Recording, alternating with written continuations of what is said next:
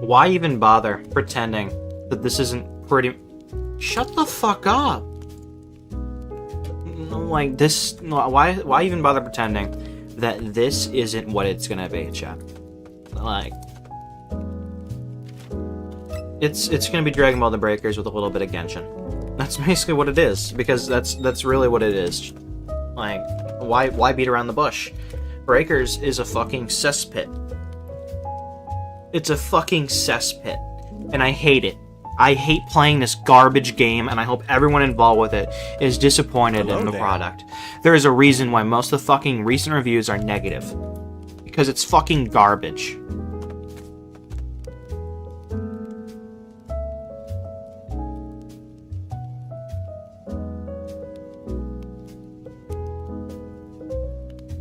So I'm gonna promote the stream real quick.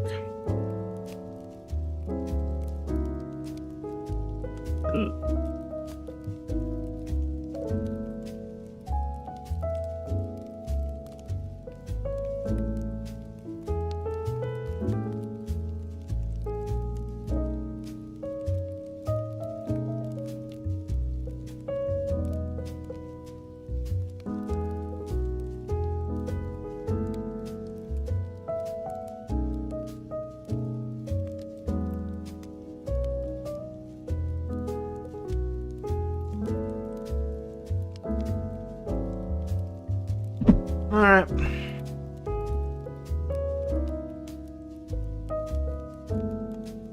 Here's the paper, Garfield. Food, metro, sports, editorial, local, coupons, classified, entertainment. Ah, here it is. The comics.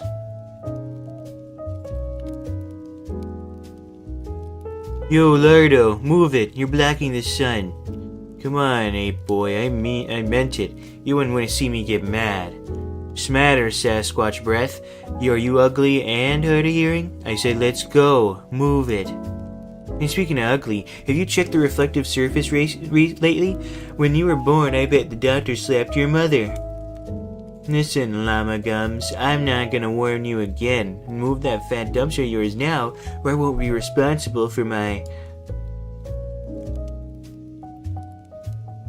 Meow? Pardon? Meow meow? Okay, I'll bite. Meow. I've communicated with a lower life form.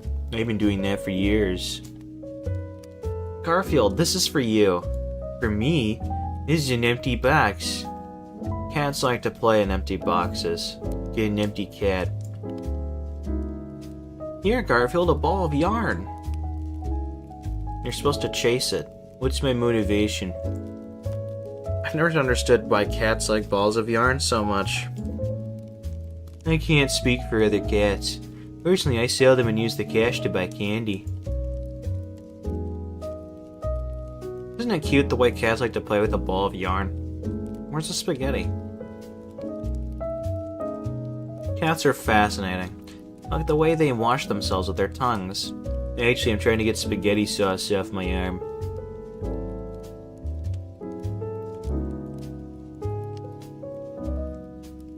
Uh-oh.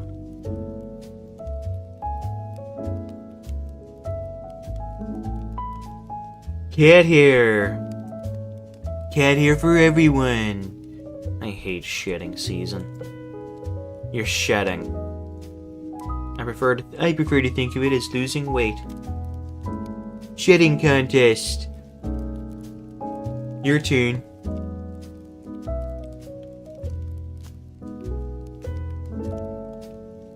How about calling it a draw? Cat hair. Why is everything I own covered with cat hair? I need brown socks. You should exercise, Garfield. I am. The difference between a cat's relaxation and a cat's exercise is obviously too subtle for some to grasp.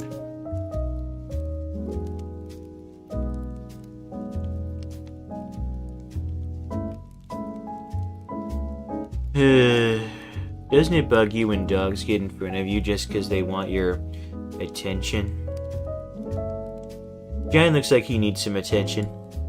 Nice, John. Good boy. And some professional help. Humans have much larger brains than cats do. You sure do. Now how does this door work? Large and unwieldy.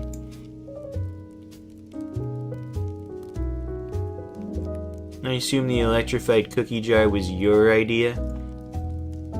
Hey, I found $1. I found another one, and another. John has a hole in his pocket.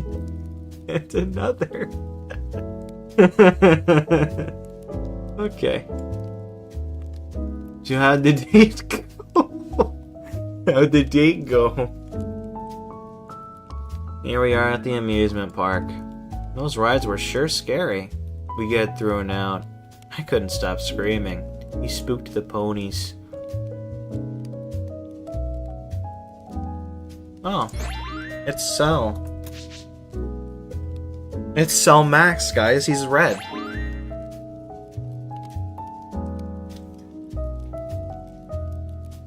Oh, God, I love this fucking game, dude. At the very least, we got a match. Let's just hope nothing bad happens. Damn it!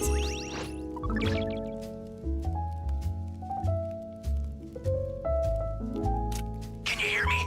It's Trunks. I've set a super time machine, as well as a crate of supplies. He'll absorb them into Here's how to perfection. launch. Find the power Yo. keys, then place them in the right spots. You found a power key. Go slot it.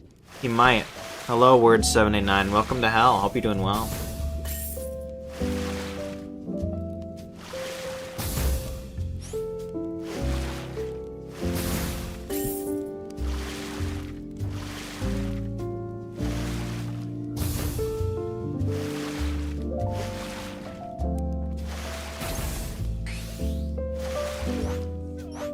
Someone!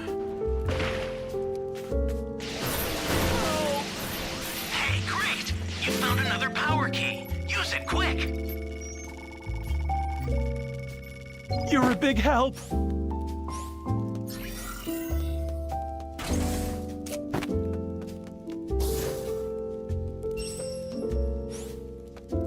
Just need to save 19 more of those people. And then we'll get 3 points towards my battle pass. Is Cell really a You know what bad to do guy? with that key. Yes. Yes, actually. Bro was gonna destroy Earth. To be fair, he would have probably killed like a lot of bad people doing that. That's a new power key. So maybe Place he's it now. morally gray.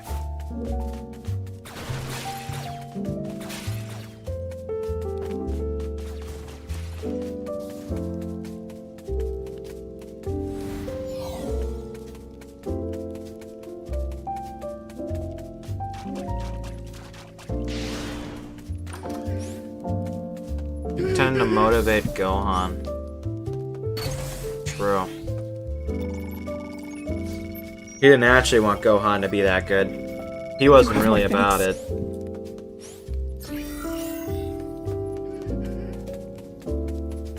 Bro was a sore loser.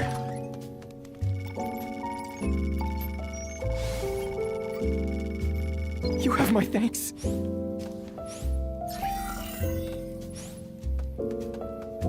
Welcome. Thank you. Close.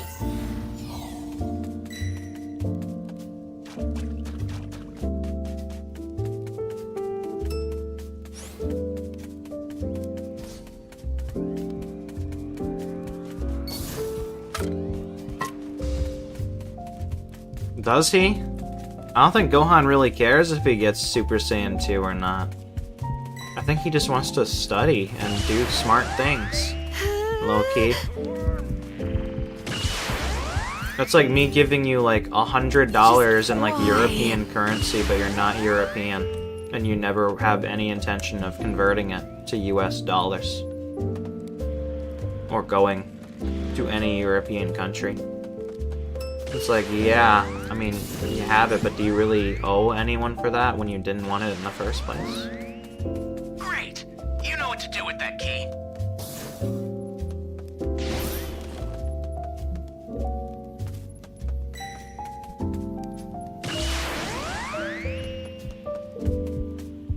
Gohan's a nerd. He likes his Super Saiyans.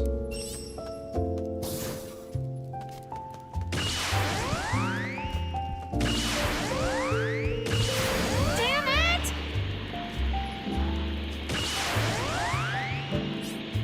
Big Bang. Oh, worth a shot.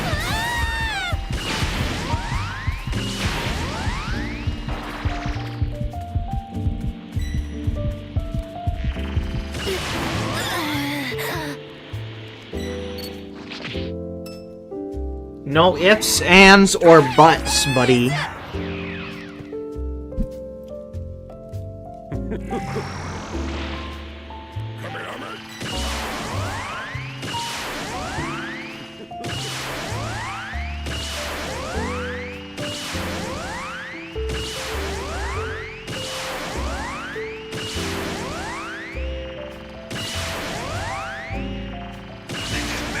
Somebody's down!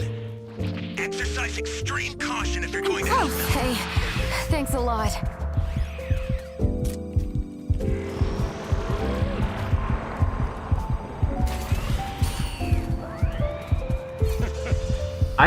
I think we're cooked. Just why? It's just a hunch. The Great Saiyaman Saga. An ally needs your help. You know? We don't know what danger awaits. He did some petty heroic stuff, you know? I don't think he was into the big threats. I just think he wanted to be a little superhero because he's a quirky guy.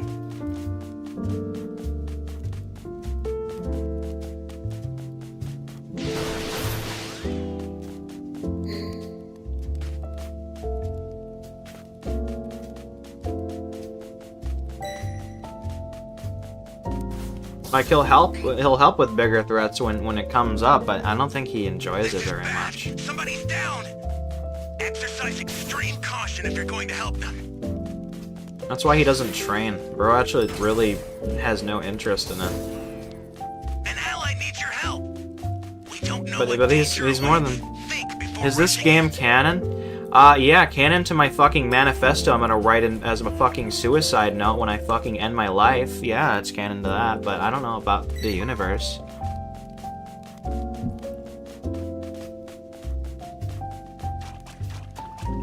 I mean, what? Guys, I love Access the life. startup system from I the love central this area. game. This game is Just so a little more to cool. go. Then you're done. But no, I think it's canon to maybe Xenoverse, but I haven't played Xenoverse, so I don't know. Damn The it! startup system is This under is attack. genuinely one of the Stop only it if you modern can, but retreat if you Dragon need Ball to. games I've Got ever it? played. I'll send some supplies to help. Make good use of them. The startup system's under attack. Danger. Tread carefully as Ah. we get closer. Oh, well, we definitely didn't get our super attacks in. We opened it. We opened it. We opened one. We opened one. That's important. That's important to me. I've never played Sparking Zero.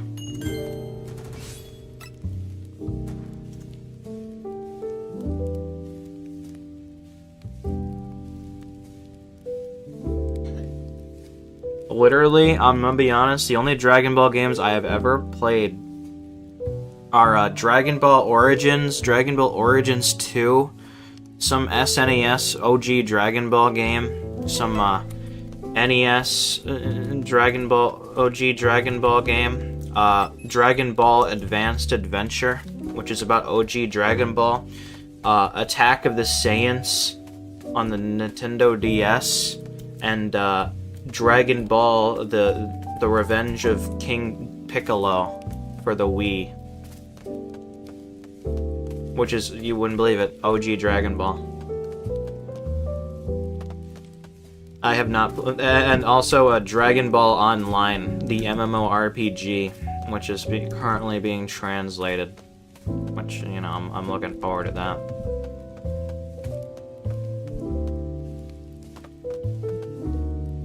I gave up about 3 worlds into that because I stopped wanting to pull out my Google Translate every 5 seconds.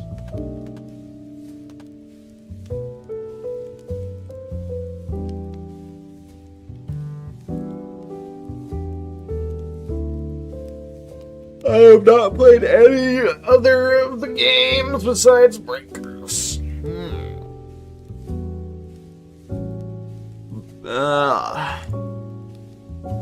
Oh yeah, Dokkan. I played Dokkan for like a year. That's it. Yeah.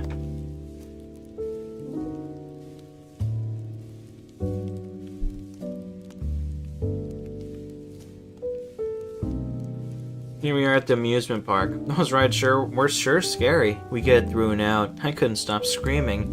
He spooked the ponies. What? Oh, come on, I can't be that fat. Sorry, it's true. You must be lying. Impossible. We computers are incapable of lying or any human emotion. You really are that fat. Hee hee hee. Me and my big voice chip. It's a beautiful sunny day. Thanks for the warning. You don't get outside enough, Garfield. Nothing but nature shows. Nothing but nature shows. My Uncle Bob was quite the sage. Slow down, take it easy, he used to say. Then he got hit by a bus. It was great growing up in the country, Garfield. My friends were farm animals. Ever tickle a hog? Can I go now?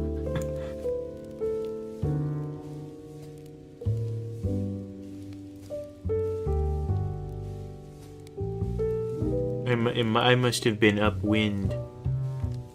Oops. If I be alert, oh, fib alert. I've played too much GTA. Fib alert! You can't believe Odie. No matter what he says, I did not paint him green. And it wasn't with a 2-inch horsehair brush. Here comes the liar now. Well, aren't you going to punish him? I didn't get enough sleep last night. I slept the whole time, but the night just wasn't long enough. Lord, I'm gonna sleep the fuck in tomorrow. Okay. Garfield, get out of bed this instant. Garfield? Fortunately, there's a cat in the basement. You could give lessons on doing nothing. No, I couldn't. What are you going to do today, Garfield? Do? You're a funny guy. I'm hoping for a turkey vulture. What are you doing? A scene from Romeo and Juliet?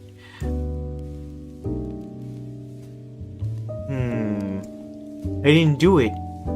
Oh, I didn't do it. I didn't do it. I didn't do it. I didn't do it. Rehearsing. Alright, who glued Odie to the ceiling? Showtime. There's Odie's tongue. This probably means he's in the building somewhere. Filling in for Odie today will be this piece of cardboard. Oh, hi, Odie. Psst, try to look dumber. Odie, you're much smarter than you look. Though he's still dumb enough to think that's a compliment. Or, mind if I play through? Everything you do annoys me.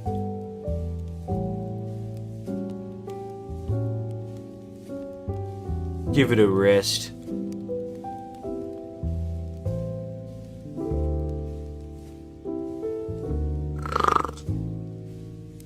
Yay! Yahoo! Thrill seekers. Wee! Ha! Garfield? Don't ask.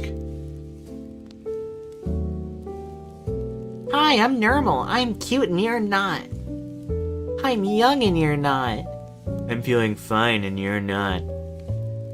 God damn, there hasn't been a normal comic in like what feels like years, low-key. He just kind of dropped off for a while. Hey Garfield, you're going to be 15? Zowie, 15! I didn't know anything was that old. Don't push it, kid. I mean, I thought Dirt was 11, maybe 12 years old. Cheer up, Garfield. 15's not so bold. For an oak tree. 15. I can't believe I'm going to be 15. How's it going, old man? Happy birthday, Garfield. Ah, yes, 'tis true I have traversed 15 notable years within this mortal coil. This auspicious occasion calls for an appropriate acknowledgement. Feed me!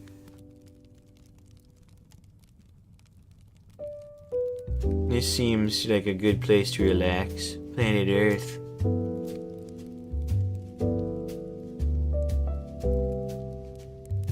I hate you. I don't recall giving you permission to walk on my marble collection. I'm feeling very up today, Garfield. It'll pass. I'm wearing glow-in-the-dark underwear. Please, I'm eating. Wanna see?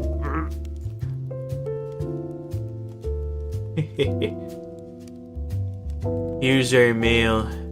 Here's our neighbor's mail. And here's the mailman's wallet. I don't suppose it would hurt to ask.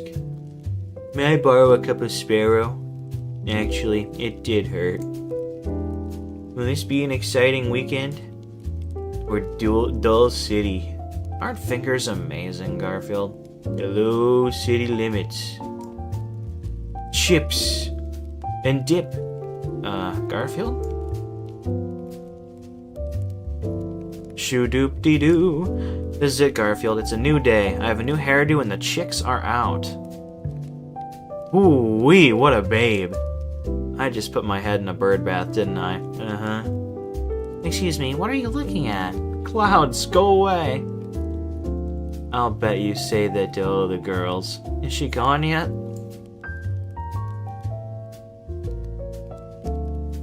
Bring back that spark plug. Don't you hate those little crumbs that float on your coffee when you dunk your donuts? Yuck! Garfield? Garfield, for once I'd like a good night's sleep. Oh, alright. Here. And the flares. You're no fun, you know that? We're gonna load in for sure.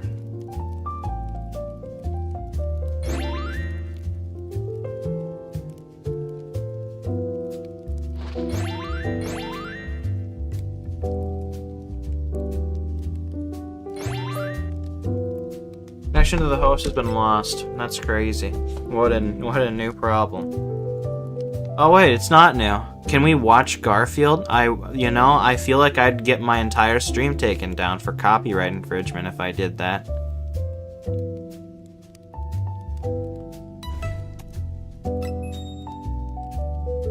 I still remember when I tried playing the Twin Peaks soundtrack in the background of one of my JTO grinds, and it took down the whole stream because I thought I was streaming the episode. I wasn't. I was streaming the soundtrack, but YouTube doesn't care. So I think I'd like to avoid that. I'd like to avoid giving them a reason, you know?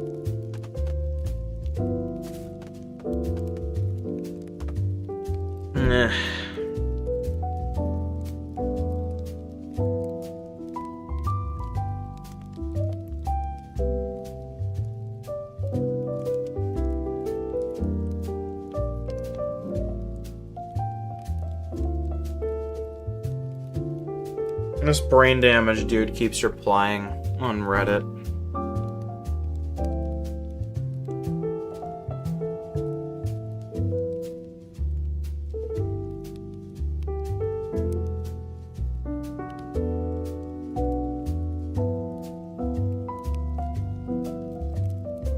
I'm not even gonna bless him with a reply.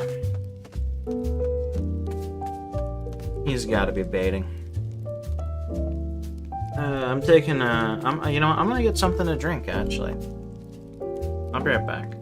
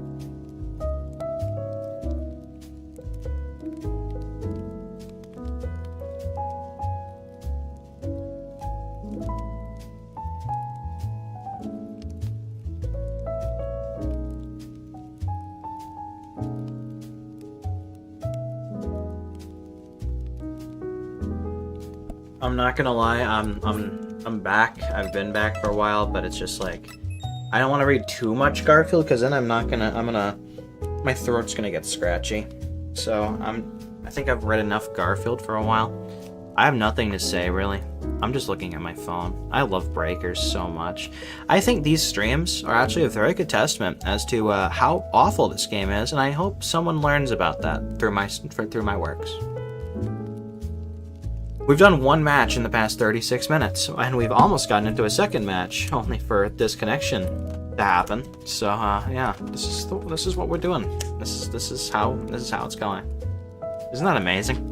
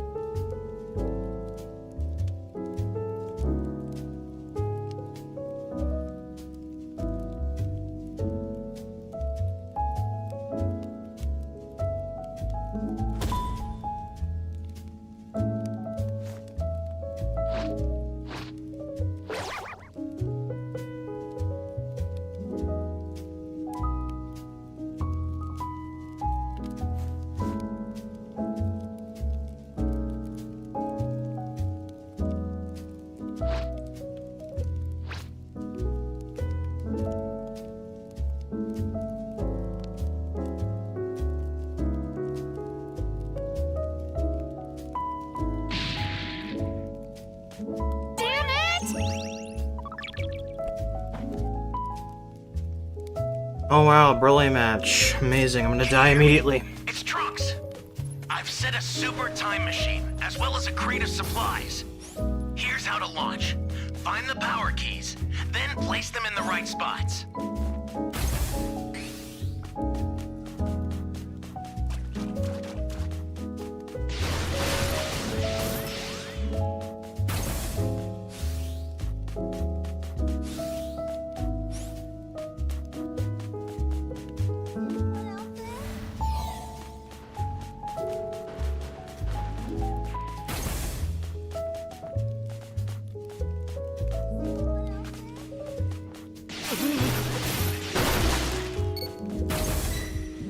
I sent you a super That's a transfer. bit much. Use it to hold the enemy back.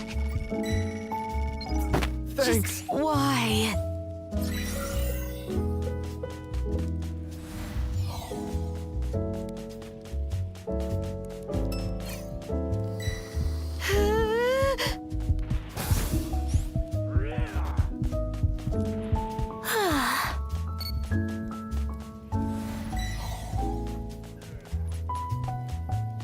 Ally down! If you intend to rescue them, watch out for enemies. You found a power key. Go slot it. Great. You know what to do with that key. Here it goes!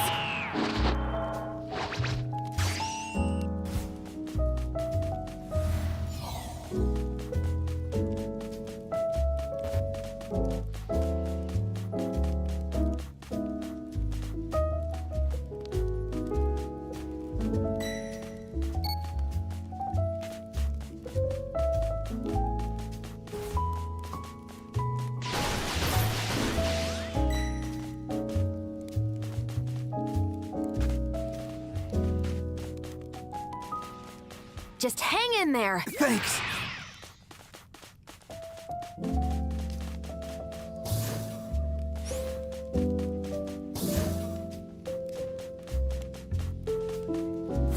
Damn it!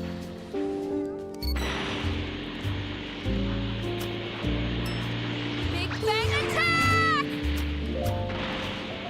Big Bang attack!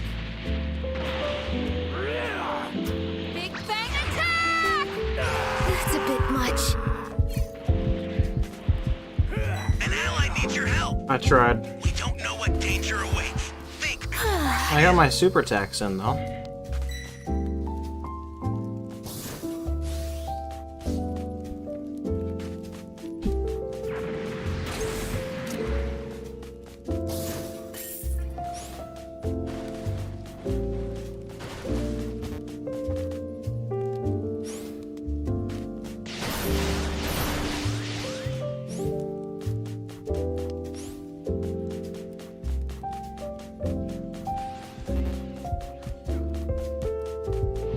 We've got this.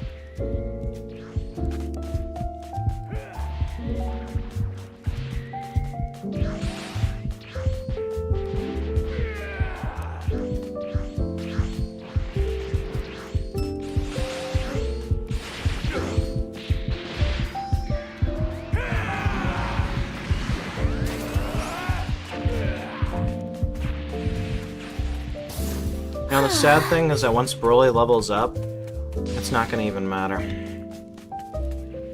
Because he heals. That's a new power key. Place it now. I hate Broly. Look at that. Like, that is way too much healing right there.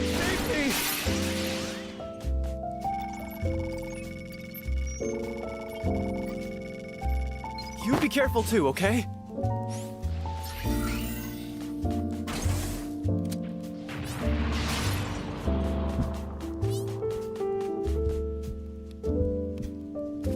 I've sent a new super transfer. Sorry, that'll have to do for now.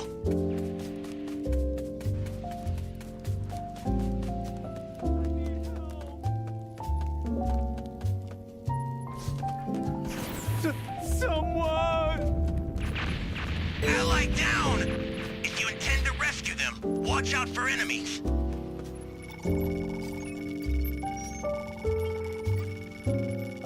Thanks!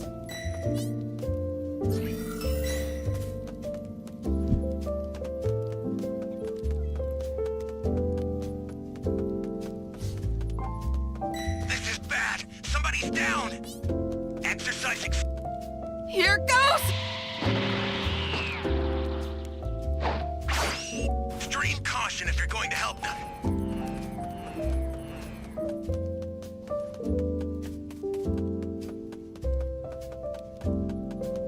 We're doing really bad, chat. I'm gonna be honest. Hey, great! You found another power key. Use it quick.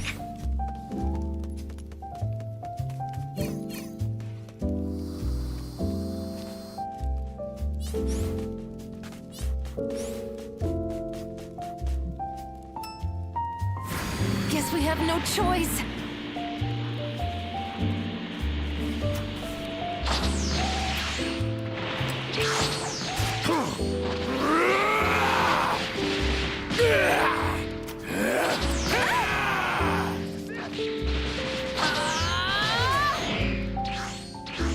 That's a bit much. No. I did what I could.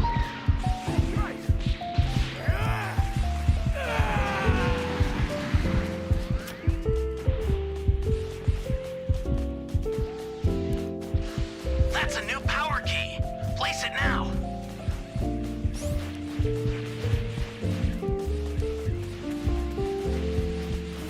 Break.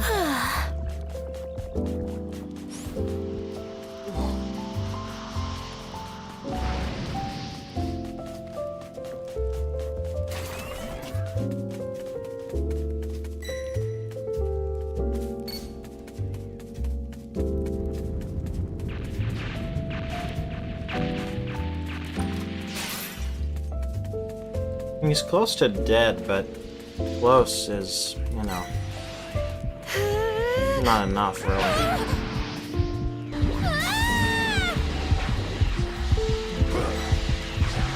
Just why?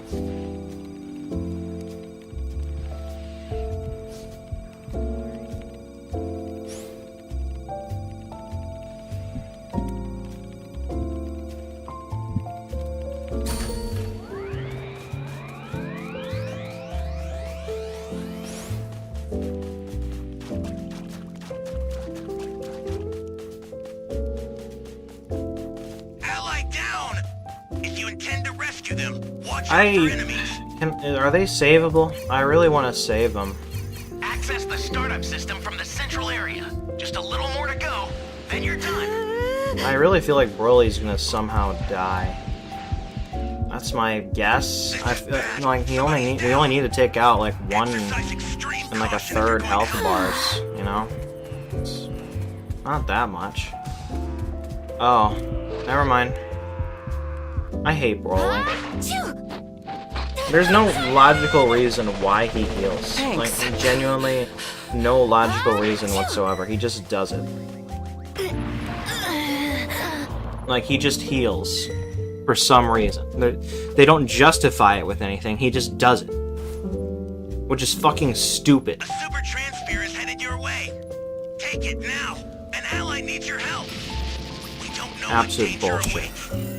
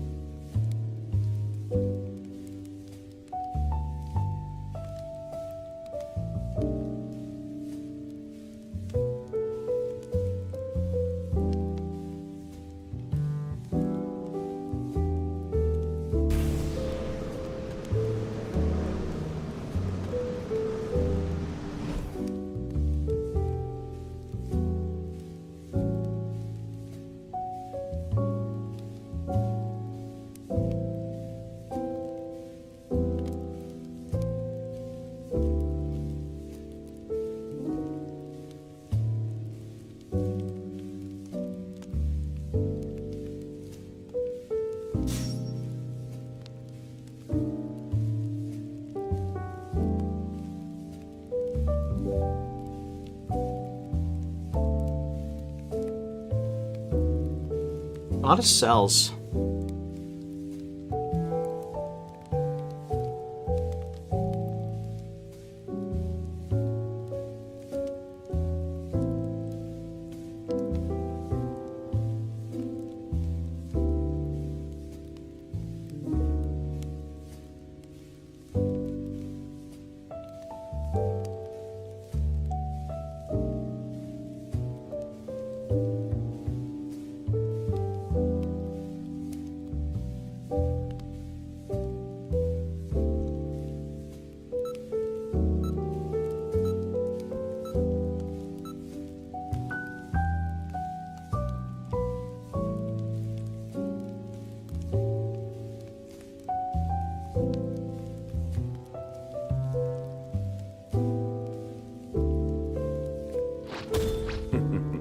Would you care to take part in a little warm-up?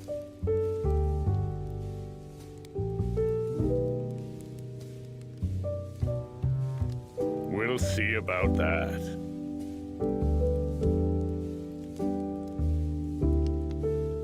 I'm untangling my earbuds because it's more entertaining than playing this game.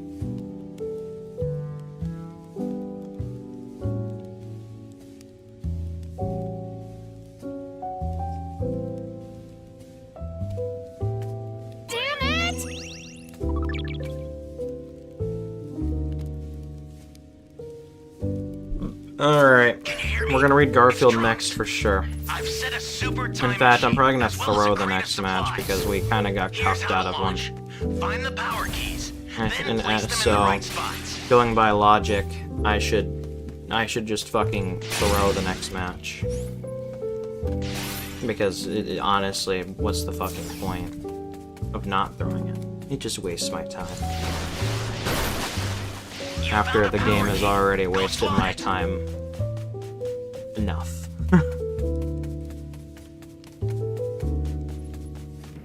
I'm an android, you see, and you can call me That's a new You know what's power bad key. when Genshin's story is probably going to be a lot more engaging than playing Dragon Ball: The Breakers. I fucking hate this game. Tomorrow's the last day we have to play it for the time being. Which is nice. Like, yeah, we're gonna have to go back to it, but it's not gonna be this terrible.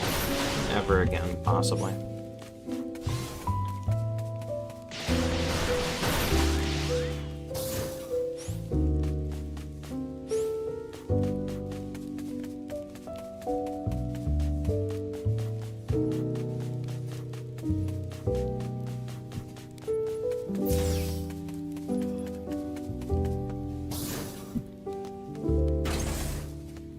Like, honestly, I'm not gonna lie, chat. It's been a pretty shitty last 2 days.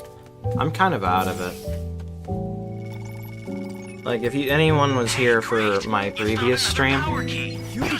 you'll know that I have been through the fucking ringer. In terms of, like, everything I've been doing lately.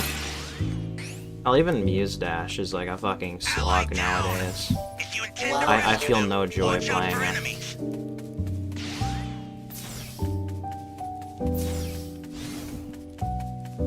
Literally, like, the only days I'm... Ironically, despite me expressing my opinion that San Andreas is probably, like, my least favorite of the PS2 GTAs, it's the only day in my schedule that I actually can look forward to. Because Genshin, you know, is good, but it's also not a lot going on in the story. Like stuff happens, but it's not really. 9 times out of 10, it's kind of just boring. This is bad. Muse Somebody's Dash down. has an Exercise over-reliance extreme caution if on you're going to help them. That's a new power achievement, key. on Place it now. challenges that require me to play the same song in the same difficulty 3 times. Jato, which I've been practicing the tower for, and by practicing, I mean I've been trying to fucking beat it because I don't want to play it on stream.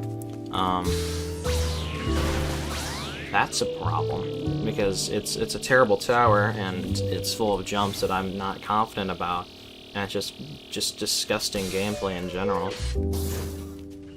it's like nothing has really been happening as of late that I'm able to be happy about. It's just been a very miserable last several days. This is probably gonna be one of the least offensive of the last few days because, you know, it is Genshin, and there is a chance that the Genshin Interlude won't take very long. Well, I mean, by that I mean it won't take 3 hours to do. Like, there is a chance it will not waste too much of my time. But everything else has felt like a giant time waster, and I'm just not in a good mood about it. System from the central area. Just a little more to go, then you're done.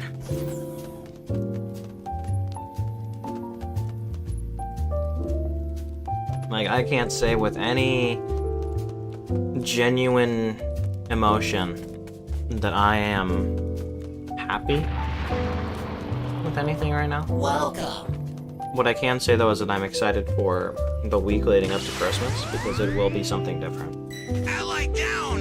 If you intend to I do rescue plan on them, doing a whole watch out thing for enemies. Christmas week. This is bad. Somebody's down. It might just be one game, honestly. Exercise extreme caution if you're going to But help it'll be a them. game that I'm happy to play because it's a good game. So that'll be nice. It'll be a nice break from everything. Oh, fuck me. I'm not gonna lie, I'm waiting for the supplies.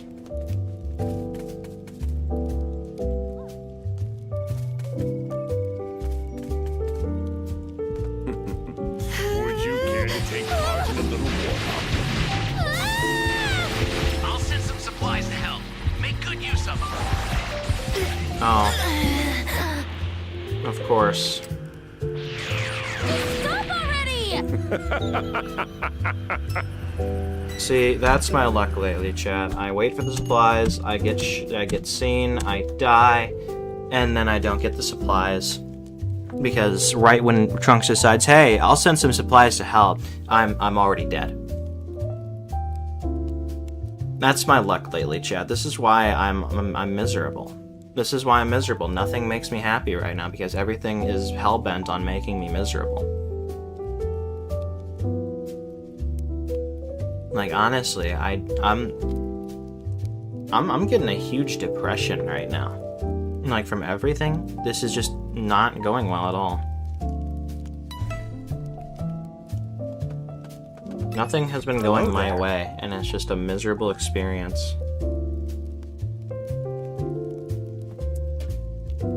I'm not happy.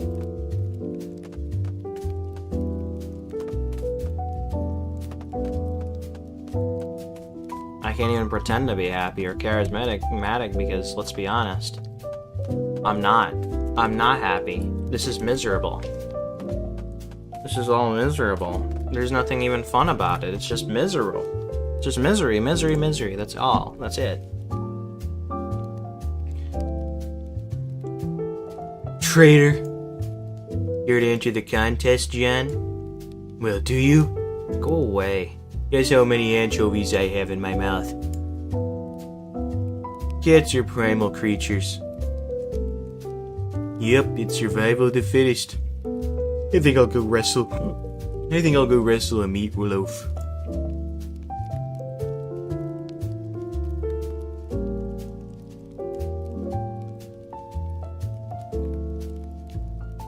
I'm up! First there was the horrifying brain suckers from Mars. Then it was Night of the Living Toad Snatchers. What do you think? Now it's the wardrobe that wouldn't die.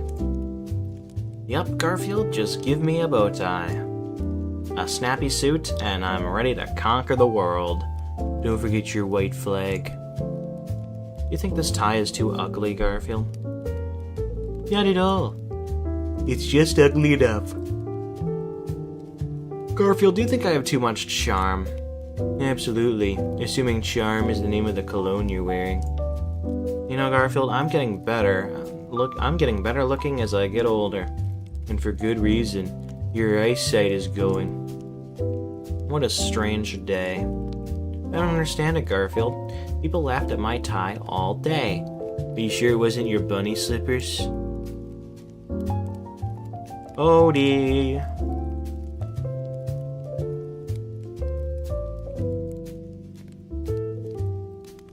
Did you know it takes less effort to smile than to frown? Especially when you've got one of these masks.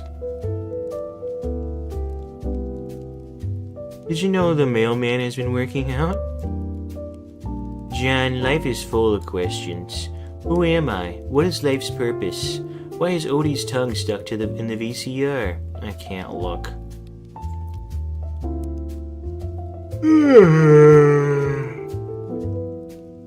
Hey, I did a sit-up. Suddenly I have this urge to make an exercise video.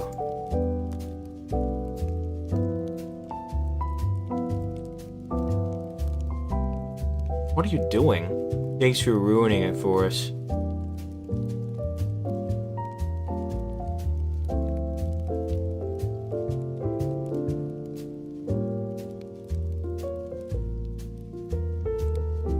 Wait a minute. Some people actually believe television causes stupidity.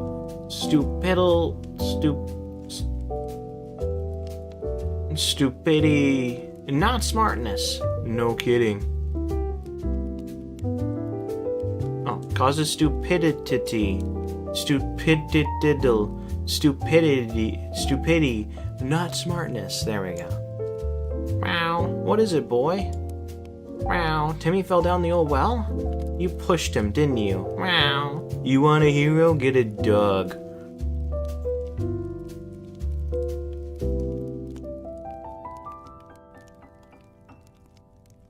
And now, bowling for geeks.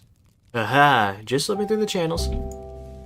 Yes, it slices, dices, chops, and shreds. It cuts in cubes. It pulverizes. Selling cats? Yes. Hidey ho, early birds. Now, the farm report. Doug, there's a dead cow on Route 4. I hate early morning television. I kind of enjoy it when there's nothing good on.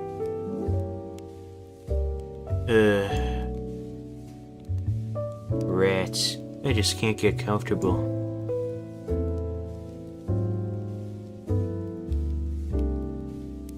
Darn, seems I've miscalculated on the bungee cord.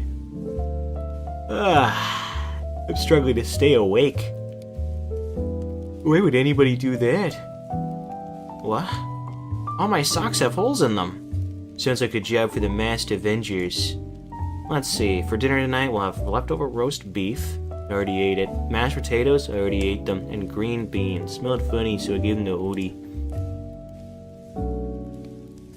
Well, we'll finish the month, I think.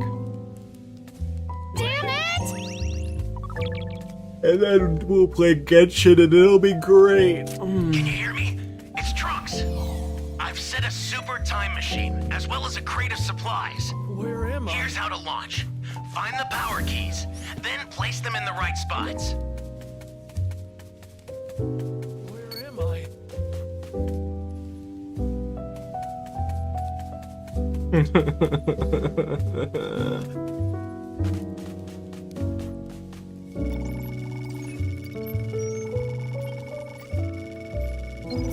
Thanks. An ally needs your help. We don't know what I hate to be the bearer of bad news for myself, chat, but I have to do one more match tomorrow than I have been doing. One, if not two. That's basically the gist of it. Absolute misery.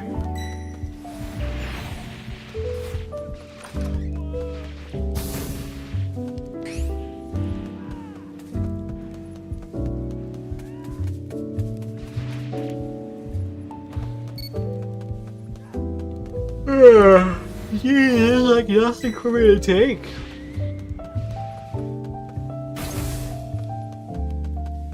Great! You know what to do with that key. That's a new power key. Place it now. Someone save me! Someone save me! Honey Pop 2 Double Date? Thanks. Hold on. Hold the phone, chat. Hold the phone.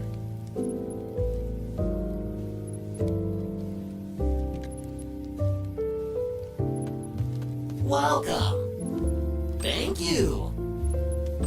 Close.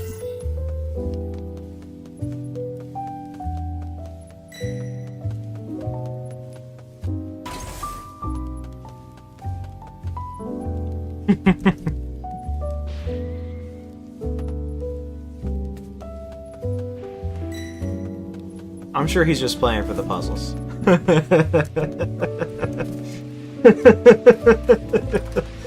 Oh man, that actually cheered me up a little bit.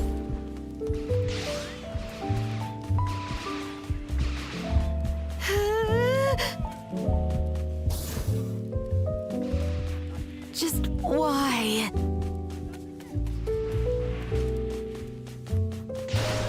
Hey, great! You found another power key. Use it quick.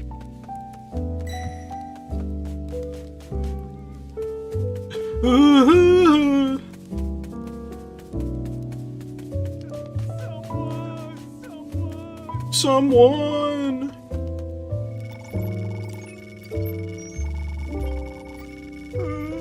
Thanks.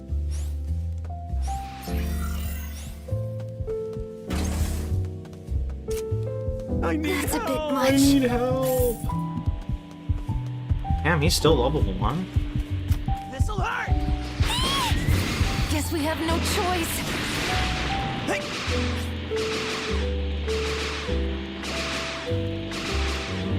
Great! You know what to do with that key.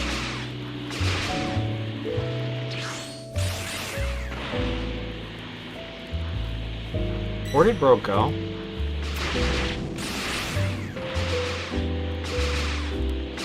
We've got this.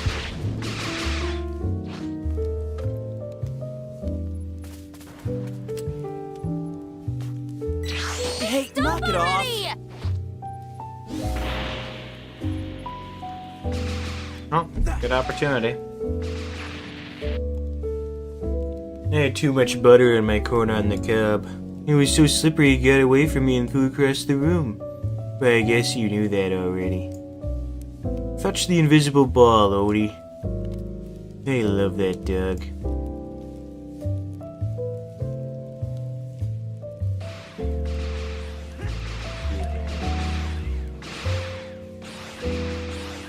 This is bad. Somebody's down. Exercise extreme caution if you're going to help them.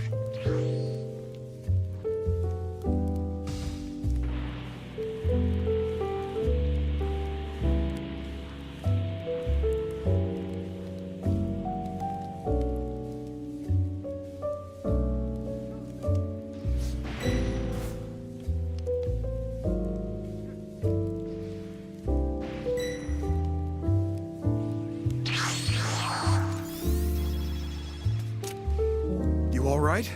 Hey, thanks a lot.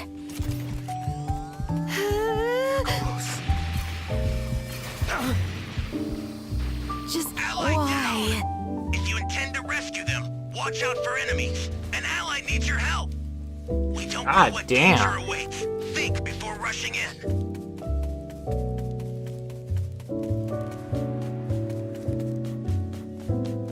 You better not be camping in there. Oh, he's low-key camping.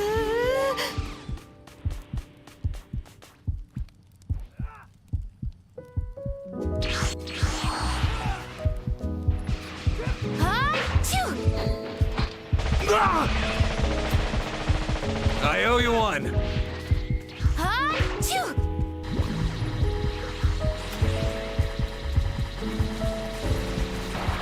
I wanted to be a human shield in the event that Gamma decided to target. Oh, there's no way I get to that guy. System from Or the that central guy. area. Just a Oh, little more to go. Then you're done. oh no. God damn.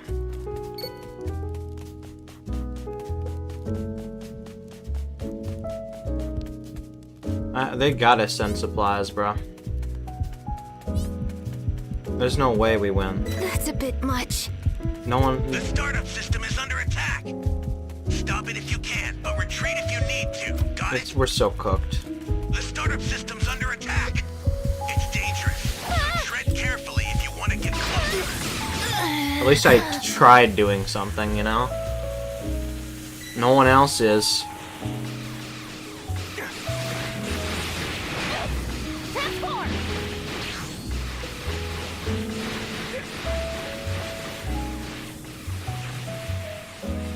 This is bad. Somebody's down. Exercise extreme caution if you're going to help them.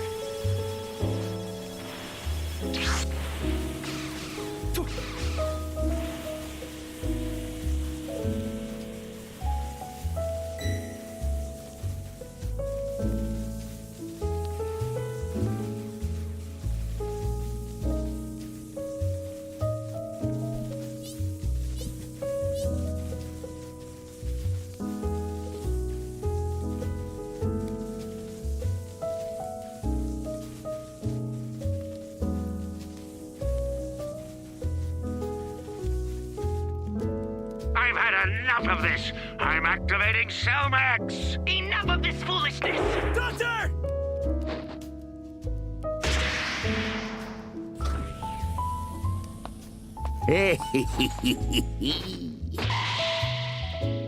I'll send some supplies to help. Make good use of them. Snap out of it! Hey, thanks a lot.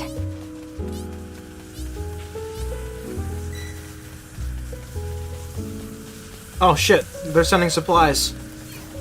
Go for it!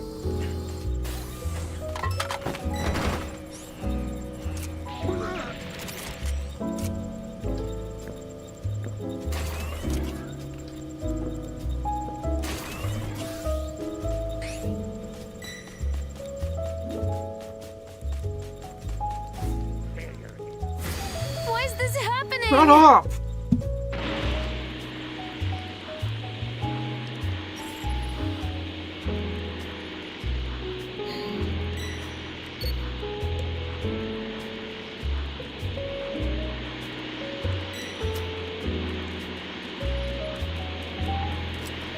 Ah! Here goes! Let's go! Oh no, bro's cornered! Let's go! Let him get up, let him get up!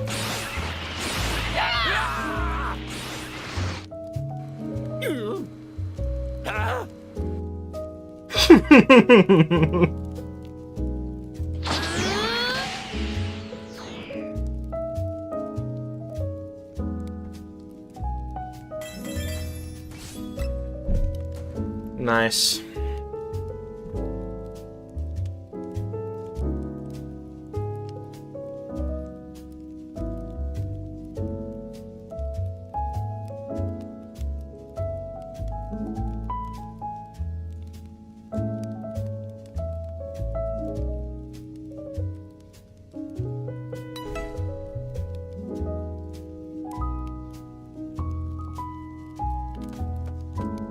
How are you?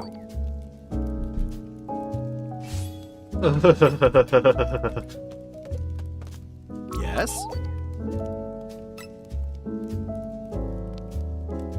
Wow. I was in the top 30,000. That's amazing.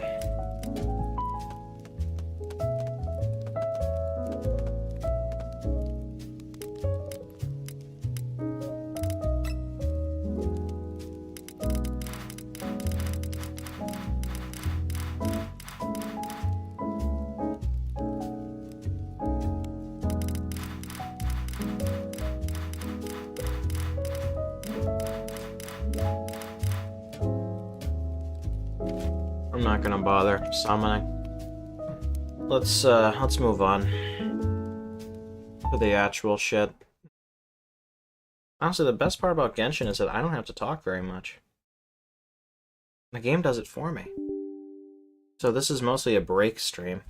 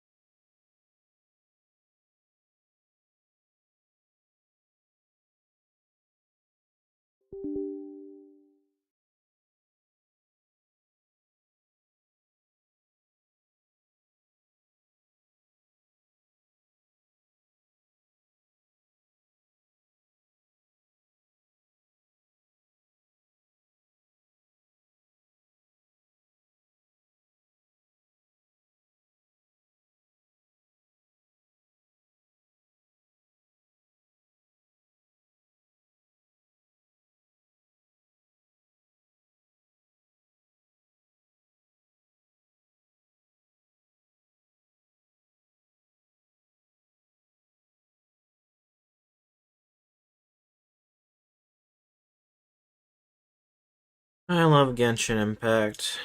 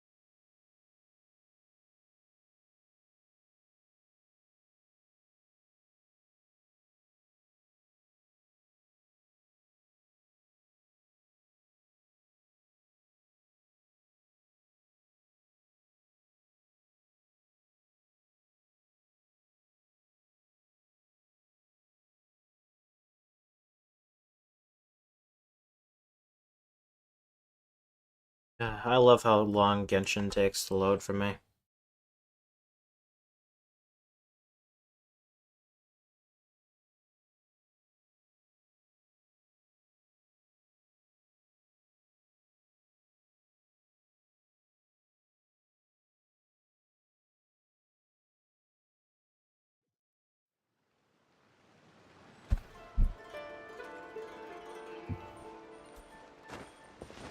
What the fuck is this? Oh.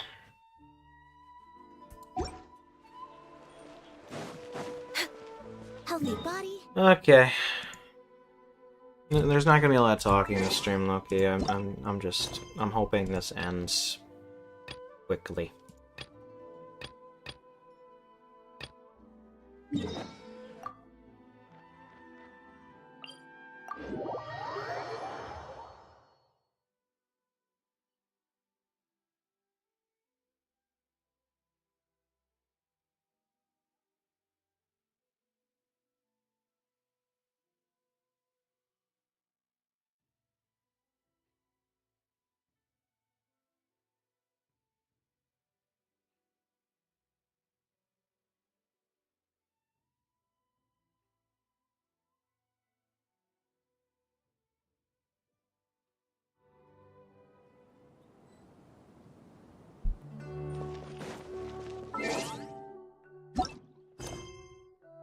Let me switch Nahida back in.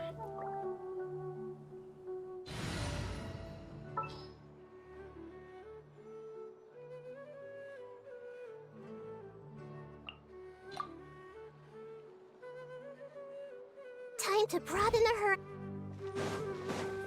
Me when I broaden the horizons again. I know this game isn't Breakers. I know that's really disappointing. But I'm sure we'll make a lot of progress in it.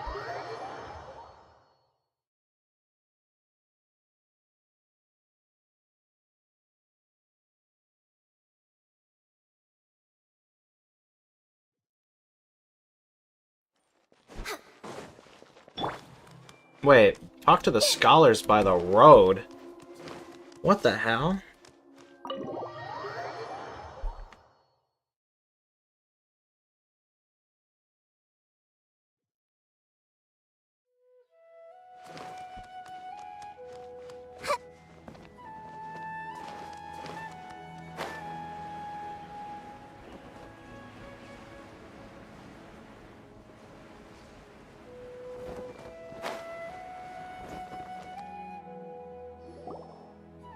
Alright, I guess I'll go with my textual criticism and your editorial direction for the first draft. I have a feeling that the missing Kabuki Mono will end up being the main focus of this paper. What? If only we knew where to find that traveler. From what they say about her, this seems like the kind of thing she'd know about. Oh, you're the traveler, you say? Hey, what's with that face? Don't believe us? No, of course I believe you. Actually, I first heard about your great exploits when I was still in Inazuma. This is my first time coming face to face with you and your mysterious silver-haired companion. I couldn't believe my luck, and out of force of habit, I started, examining the evidence. Sorry. So what? For British the love people. of... Sorry, we don't get out much, so our social skills are kinda lacking. Traveler, I hear you've helped many people a great deal and been to many places. Would you be able to tell us about Tatarasuna?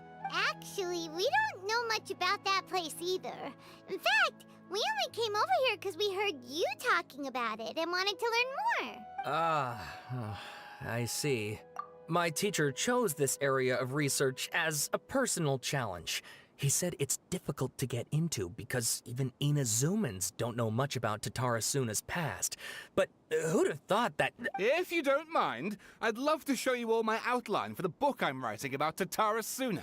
Hold on, Sawada. Don't you think that's a bit of a deep dive for a first read? Well, fair point. In that case, please ease yourselves in gently by taking a look at Akaba's latest essay draft. Let me give you some background. This all started with the discovery of some records in Tatarasuna. The writings mentioned someone by the name of Mikoshi Nagamasa, who crafted a fine blade. But in the end, he threw it into a fire to destroy it, and killed his servant Katsuragi. Why? Well, no one knows. They killed Misato? Oh my god. I need to sit down. I can't believe they killed Misato. Why? Apart from the swordmaker, his servant, and the one who wrote this all down, the records also mention a Kabuki Mono. This seems to be an Inazuman word for an eccentric stranger, someone who dresses funny or acts in an unusual way. That's right. Akaba's teacher has spent quite some time researching these events on the ground. This Kabuki Mono lived in Tatarasuna for a while before disappearing without a trace. And shortly afterwards, as Akaba mentioned, things got pretty ugly. So first this strange person goes missing, then a murder happens? Seems kinda fishy to Paimon. Yes, my thoughts exactly. So I helped out too. I asked everyone I could think of if they knew anything about what happened back then. And wow! Did I get lucky! Stop shouting! This part's important. I just wanted to make it stand out. It just so happens that a friend of mine works at the government records office. He looked into it for me, and I can now confirm that all the aforementioned individuals did, in fact, live in Inazuma over 400 years ago. Even back then, Tatara Suna was already at the center of Inazuma's smelting industry. The man in charge was a government official named Niwa. Curiously enough, it seems like he went missing too. Wait, so there are 2 missing people in this story now? That's right! What's more, Niwa is a name with a lot of history to it. Have you ever heard of the great swordsmith clans of Inazuma? Oh, the swordsmiths? Yeah, like Ishin art and so on? Wow, yes. You really know your stuff. That makes things easier. So basically, this Niwa was a distant relative of the Kaidahara clan, the last practitioners of Ishin art. Something then seems to have happened in the Kaidahara clan, leading to their downfall. I don't know the details, but taken in light of everything else going on around that time, it makes you wonder whether it's all connected somehow. The Kaidahara clan? Sawada, you left out the biggest detail of all. Tawana? Oh, yes, of course. How could I forget? Brace your minds, ladies and gents, for they are about to be blown. Or maybe you won't believe your ears. I wouldn't blame you, of course, because in all my years as a writer, this is by far the most. Get to the point, for Pete's sake. According to information acquired by Akaba's teacher, the Kabukimono was not a human, but a puppet. Garfield speaking facts in the thumbnail. I literally came up with that thumbnail idea like 2 minutes before my usual stream time. So I had to like cook it up. I fucking hate Dragon Ball the Breakers, bruh. A puppet? Welcome to the stream, Skeleton. Hope you're doing well.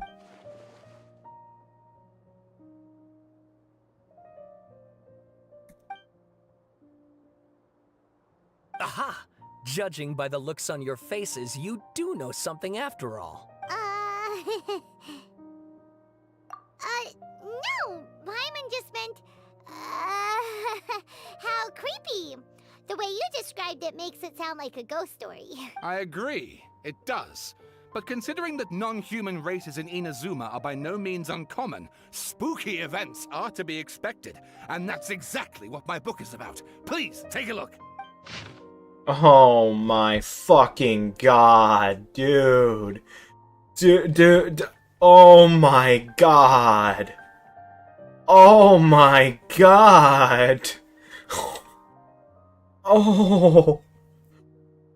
Oh god, dude. I don't want to read all that.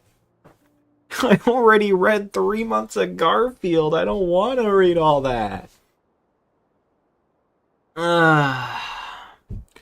Author Sawada, Extract 1.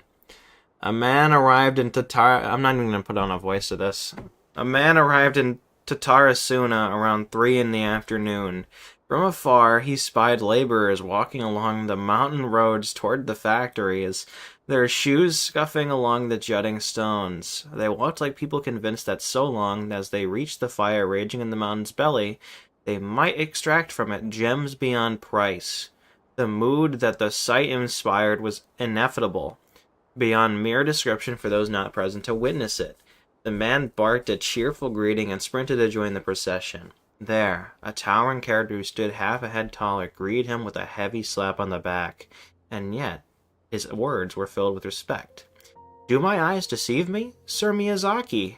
I cannot think that the return trip here from Inazuma City could have been easy on you.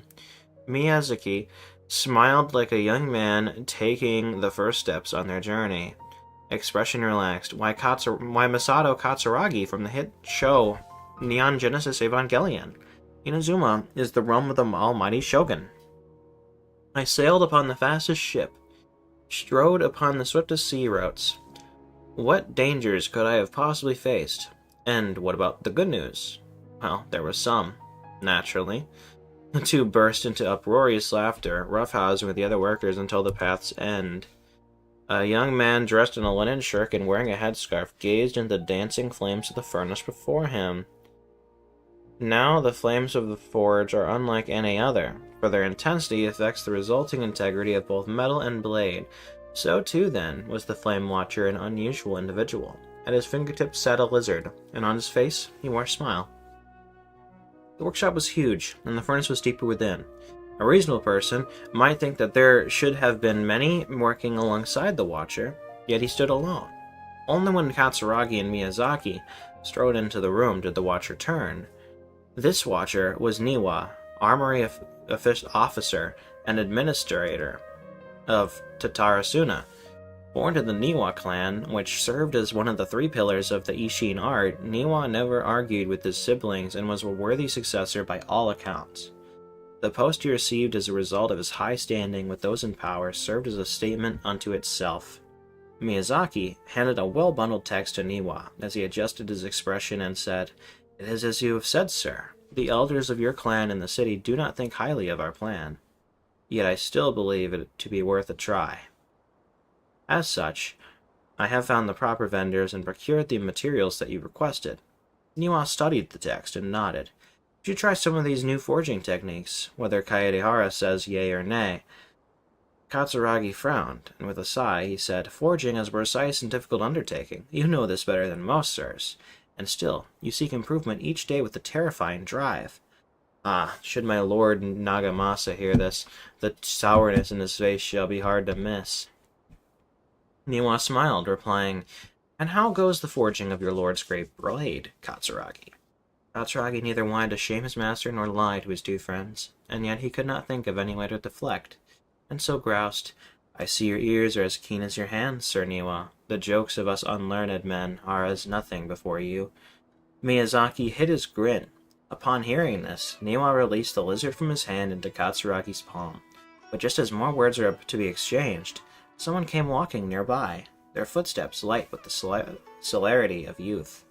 The head that peeked in was round, and in the light of the fires looked like an oiled jewel. The young man placed some boxed food at the side and nodding. He prepared to leave. Katsuragi called out after him, "What about your share? Aren't you going to eat it?"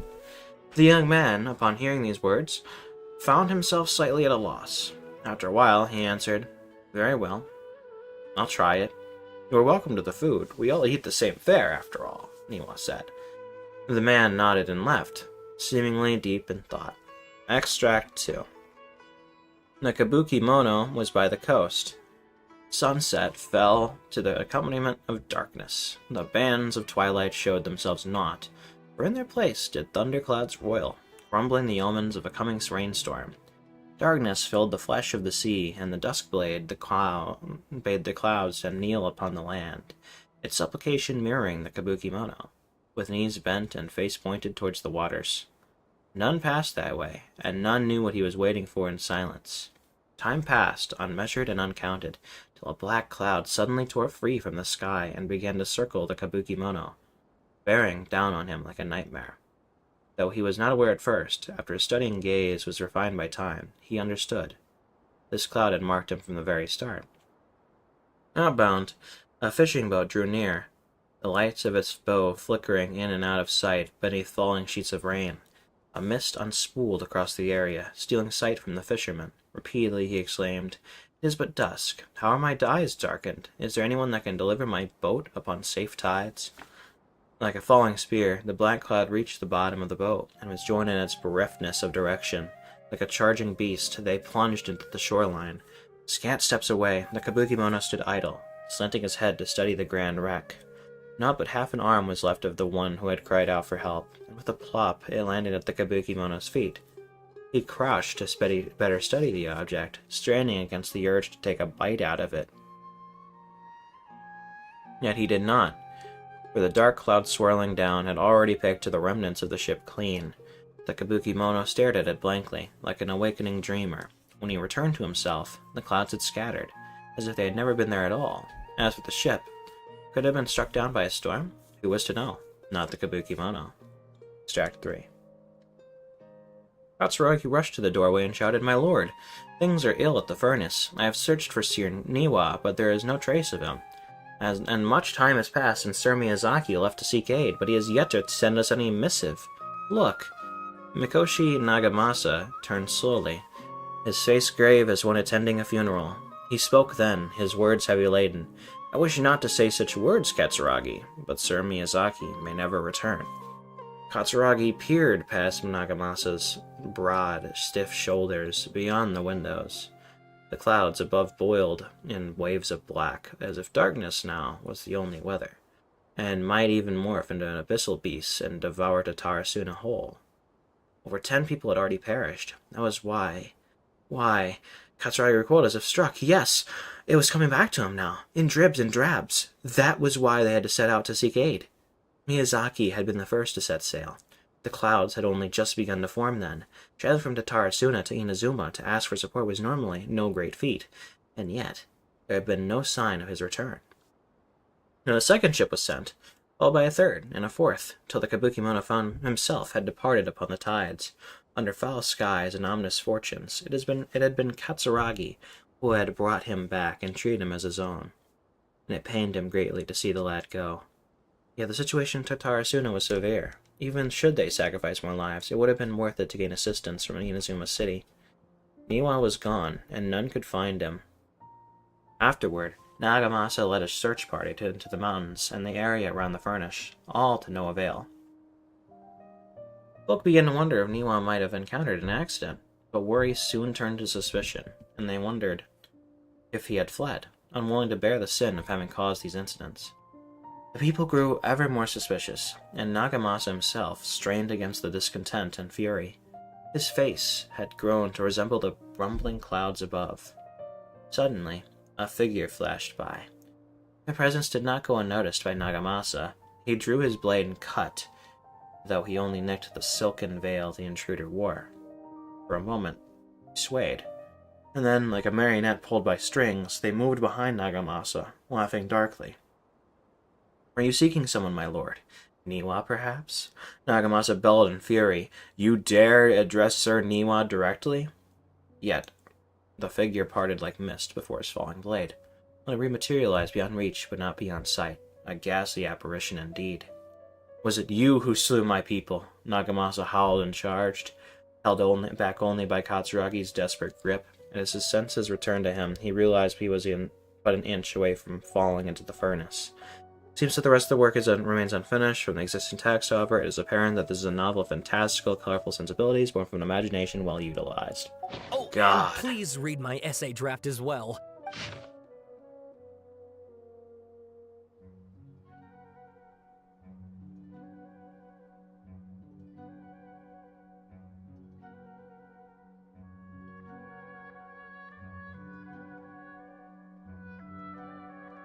Your essay fucking sucks.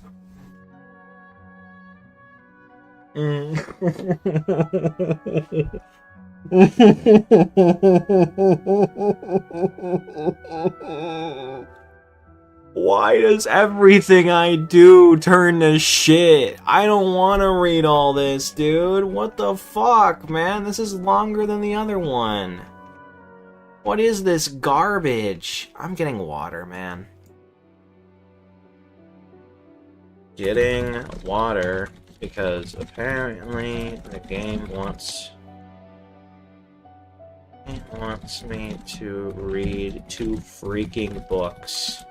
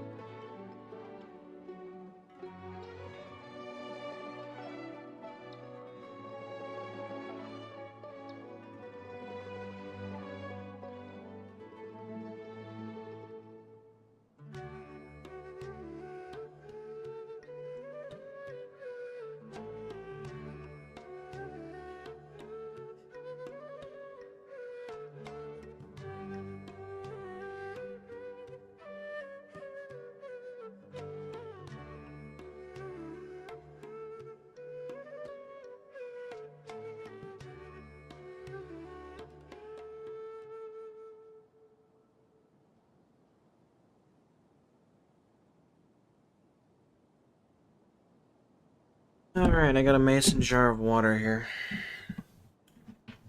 Just in case they want me to read a third fucking novel. You know, I started this off saying, oh yeah, you know, this will be great, I don't have to talk. So this is gonna be like a kind of a break stream, you know? And then these two pricks send me their fucking fan fiction, and I'm supposed to just read it. No! I don't want to read it! But I will. Because that's what I do. It's what you do.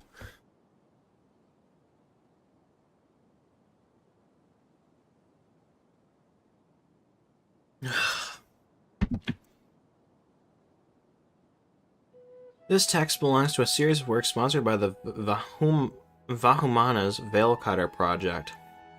It has yet to be numbered. Author, Akaba. Abstract.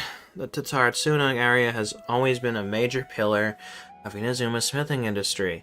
2 incidents have occurred here, and the details behind the first are vague at best. I believe, however, that there might be a hidden history behind the events that transpired. Hence, this paper will attempt to analyze what may have unfolded from the available data. Glossary. Tatarsuna area, Raiden Gokuden, Mikoshi Nagamasa, Kabuki Mono. Introduction. This paper continues and expands the work of my mentor, Mr. Rumi, in his report on the happily hidden tales of Tatarsuna. It is intended to further this avenue of research. According to this data, the blade forging techniques of Inazuma were originally handed down from the Electro Archon, also known as the Raiden Shogun.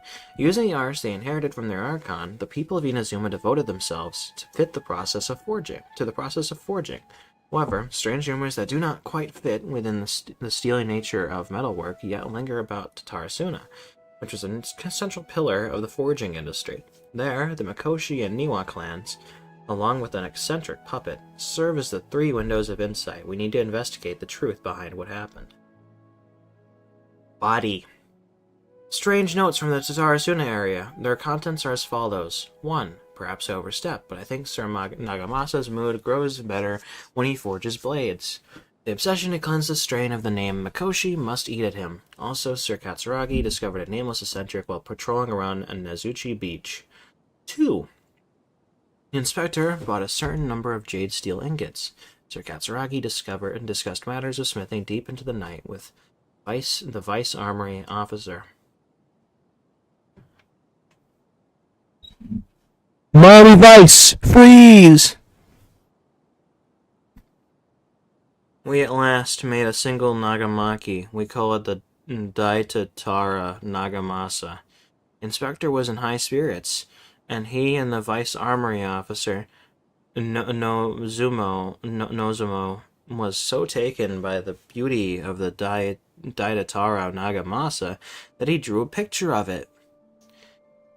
And he performed a sword dance with that wandering eccentric. Wow. I'm gonna draw a picture too, chat. Let me draw a picture. It's gonna be such a good picture, low key.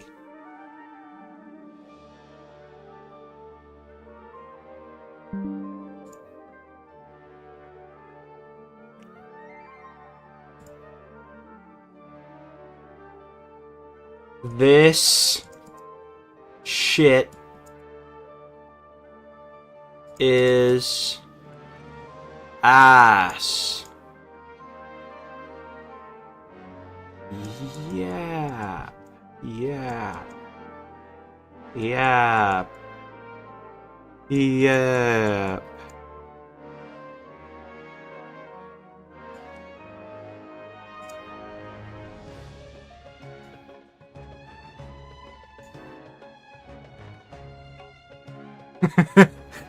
That's a red little Sky Hemingway.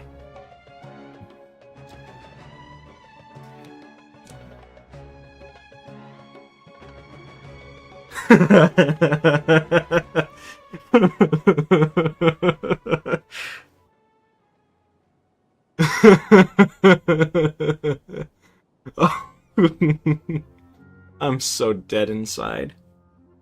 And we could not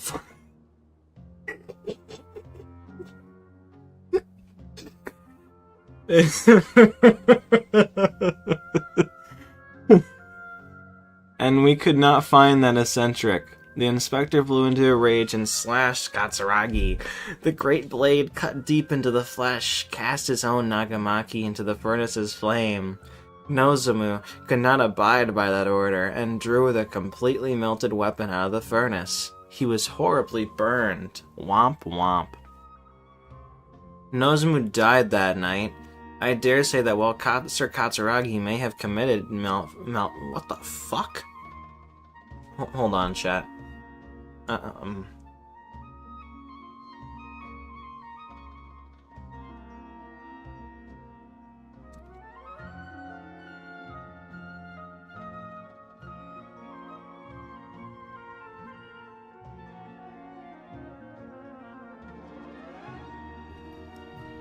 are looking at how to pronounce this word, as well as how to say more interesting and often confusing words in English, and some of the most mispronounced ones too, so make sure to stay tuned for those. How do you say it? Malfeasance. Okay, that's Malfeasance. Okay, that's what I Pretty thought. straightforward once you know. Malfeasance. And now you know. More videos here on that. Thank you. Malfeasance. It was out of the goodness of his heart. Kinjiro had hid the Nagamaki and Nozomu's drawing in the arsenal. Nagamasa is harsh, but also knows right from wrong. But even so, he is not amenable to reason. His name indicates one obsessed with purity. Still, I and some household of Tatarasuna... Oh, I need to take a picture of this. I need to take a... Hold up.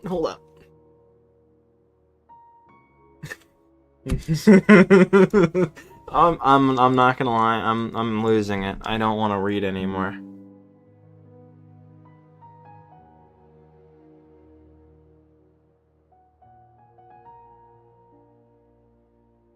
Holy shit, chat.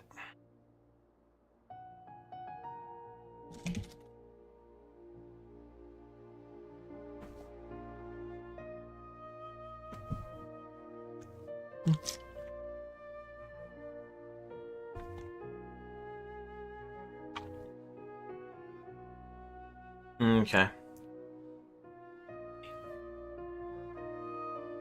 Kinjiro hid the Nagamaki and Nozomu's drawing in the arsenal. Nagamasa is harsh, but still knows right from wrong. But even so, he is not amenable to reason. His name indicates one possessed with purity. Still, and I and Tarasuna have not been blind to the matter of Nagamasa's mother Chiyo, and we have trust him. I also remain unwilling to forget the joy of creating the Daitar and Nagamasa with him, and the joy of watching that nameless eccentric person perform that sword dance with Katsuragi. Before we withdrew, we should have divided the arsenal key into 3 parts: one for the inspector, one for the armory officer, and one to be left into Tarasuna itself to prevent theft. But we were in too much of a hurry, and neither the inspector nor the armory officer could be found, so I was bold to hide the 3 pieces within the treasure chest into Tatarasuna. The 7 notes mentioned prior have been scattered across the Tatarasuna area. Among the 7 notes, 6 of them seem to be of good physical integrity, though they all look quite old, while the last one looks more recent. I believe that the first 6 notes and the last are of different time periods, so the gulf in the years between them needs to be verified. The contents of the first 6 should also be related to each other, as the incidents mentioned are quite consistent with one another. Rumi once mentioned in the happily hidden tales of Tatarasuna, hereafter known as Hidden Tales, that in the past researchers from Sumeru have investigated the cultural histories of Tatarasuna and Inazuma, though the place has fallen into some degree of disrepair since the hidden tales are written. Things have improved since the time I wrote my original article. Regardless, what used to be the area of major industry remains a place most inhospitable, and residents of Tatarasuna may be found living and dwelling by the waters. The residents, when questioned, told the researchers of Tatarasuna's golden age centuries ago, when it was administered by Armory Officer Niwa, Vice Armory Officer Miyazaki, and Inspector Mikoshi Nagamasa. Yet the elders among the locals with deeper ties to the region also seemed to stress the fact that there were strange rumors surrounding their homeland's past. A great many of these rumors are revolved around the yokai, who are so very charismatic of Inazuma's folk histories. A very small number, however, mention the word puppet. It should be known that puppets are neither traditional nor common yokai in Inazuma. This fact drew the attention of the researchers to delve further, and eventually the following piece of information came to light. A puppet did once appear in Tatarasuna. Its visage was elegant, its apparel impeccable, and the way it dressed hid all the joint lines on its body. If no one were to mention that it was indeed a puppet, it would be hard to tell at all. Additionally, this puppet seemed to possess special joint lines that would fade with time, potentially even disappearing altogether, which would perhaps eventually make the puppet seem entirely human. The name of the puppet was known to almost none. Some folk claimed to have spotted it appearing around Tatarasuma, while others mentioned encountering it in the central regions of the area. Some even claimed that it would frequent the beach. Tales spread of it standing beside the sea and gazing across the waters towards Inazuma City. What it was that the puppet was gazing at remains a mystery. As mentioned earlier, the 6 notes all document a certain nameless eccentric. The eccentric, which can also be read as Kabuki-mono, is usually used in Inazuma to refer to a figure who dresses and behaves in a particular manner. It is understandable, therefore, why this character would have left such an impression. Should the people of Tatarasuma indeed have a puppet in their midst, incurring mass panic, a good possibility considering the coexistence between yokai and humans in Inazuma at large, then the puppet would have been very likely to become a local resident. What is less well known is if the Kabuki-mono was just another title for this puppet, perhaps because it was uniquely dressed to distract attention from its more special characteristics. A workable theory, but one that still lacks enough evidence to support it. Still, it can be retained as an analytical lens of sorts. The list of individuals related to Tarsuna has been compiled here based on its historical documents from Inazuma, starting from the administrators. The records are as follows. Army Officer Niwa, full name Niwa Hisahide. He was the inheritor of the Ishinara and successor to the Niwa clan. His family, along with the Kame and Kaedehara clans, were together known as the Ishin Sensaku. Records show that Niwa was a modest and intelligent individual who displayed remarkable talent in the administration of territory and people. His eventual whereabouts are unknown, but he is suspected to have left to Tarsuna with his family following the incident. Vice Armory Officer Miyazaki, full name Miyazaki Kanio. He was Niwa's second in command. His origins are unknown, and primarily assisted Niwa in forging and personnel and management. He was of affable temperament and had many friends in the region, including one Mikoshi Nagamasa. Inspector Mikoshi Nagamasa, the successor of the Mikoshi clan, adopted son to Oni warrior Mikoshi Chiyo, and the younger adopted brother Mikoshi Michiruhiro, also known as Wakura, the successor, with his mother missing and abandoned by his brother. Nagamasa alone bore the family name, striving daily to wipe the shame from their history. Though records state that Mikoshi Nagamasa was a stubborn figure, he was also noted to be a person of moral virtue and integrity. It has been noted in various records that he practiced forging swords for self-cultivation, and especially requested special instruction from Miyazaki to further his capabilities. However, after the famous blade Daitara Nagamasa was forged, he used it to slay a subordinate, Katsuragi, for reasons unknown at present. I hope whoever wrote this was slain. Oh yeah, it's this guy. This fucking douchebag that decided, oh yeah, here's my fucking essay. Read that shit. Fucking asshole. I hate him. Subordinate Katsuragi. Katsuragi's full name and background remain unknown despite all the materials I was searched for. I've yet to find any more additional personal information regarding him. As one of... is any more supposed to be like a... No, it is. Is it? I'm tweaking. Yeah, yeah. Yeah, it's one word. I'm honestly so exhausted. Additional personal information regarding him as one of Mikoshi Nagamasa's subordinates. He was a little warrior who had been saved by Nagamasa in his youth. From then on, he swore to stick by his lord for thick and thin and to give his life in service for if it was asked of him. Kabuki-mono, full name unknown, background unknown. From the many sources I've compiled, combined with Rumi's personal observations, this character might have been the puppet mentioned in the rumors. The Kabuki-mono was a figure of fashionable grace and gentleness. According to the hidden tales, he was brought back to Tarsuna by Katsuragi and became a member of the community. When the Kabuki-mono first arrived in Tarsuna, he knew nothing of cooking or any work of meticulous nature. The locals taught him their skills over time, throwing him out of cleaning his attire, dance, and craftsmanship trinkets. Records state that the Kabuki-mono was there when the Daitara Nagamasa was forged, though his trail ends before the Mikoshi Nagamasa salute Katsuragi. But the Kabuki-mono was indeed the aforementioned puppet, and then he quite likely had a hand in Katsuragi's death. It seems that the rest of the paper remains unfinished. Good. One thing for sure, though, a lot of thought was put into it. Too much thought. Sawada was encouraging me to follow his more creative approach, but I think essays should be grounded in facts. I don't think explaining everything away with mysterious forces will cut it. Oh, how about if I plug the holes in Sawada's narrative with political intrigue? Like, I could put a turf war between rival factions at the center of the whole series of events. Wait, you're allowed to just make stuff up? Pretty sure you've gone from essay to guessay there. Akaba, look. Your teacher has researched this extensively. I've reached out to everyone I could think of. Whatever information we have now is all that there is to know. This is as much detail as you're ever going to get. They made me read for 30 minutes. I'm counting the period where I went to get water. I just want to bring that up.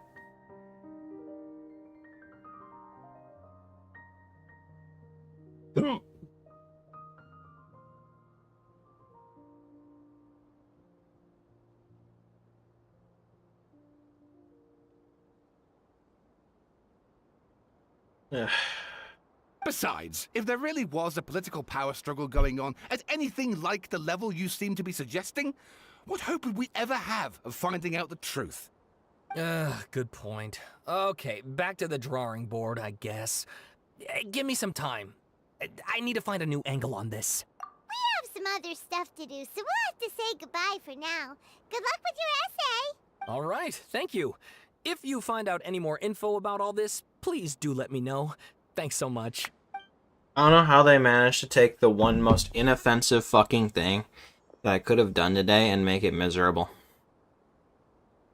Hey, so that thing they were talking about, it has to do with the balladeer, doesn't it? Okay, then even if we did know something about it, we probably couldn't share it with them, huh? After all, we kicked his butt and got him locked up. Information about people like that is usually super confidential, isn't it? If you ask Paimon, Akaba should just pick a different topic. There must be as many essay topics as there are trees in the forest. There's no point in... Hey, did you see that? He literally just went by, over there. It looked like... the balladeer! No, it can't have been. He got locked up. Oh, quick, let's catch up and see.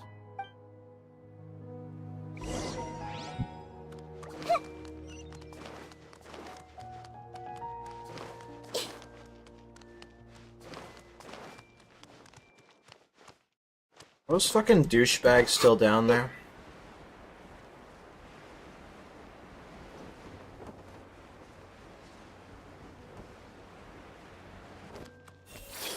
God damn it. Hey! After I finish this essay, I'm gonna get out of Sumeru for a while. It's time for a change of scenery. I wonder what people will make of the story. Of course, we know it's based on true events, but to the average reader, it might come across as too far-fetched. I hate both of them. They made me read a book. I'll never forgive them for that.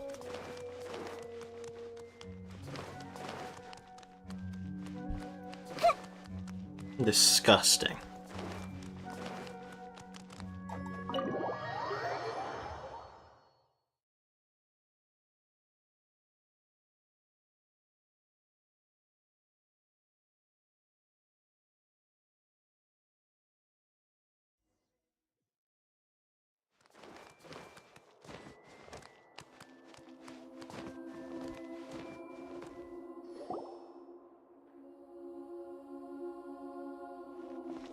Holy shit, it's Nahida. Traveler, Paimon, there you are.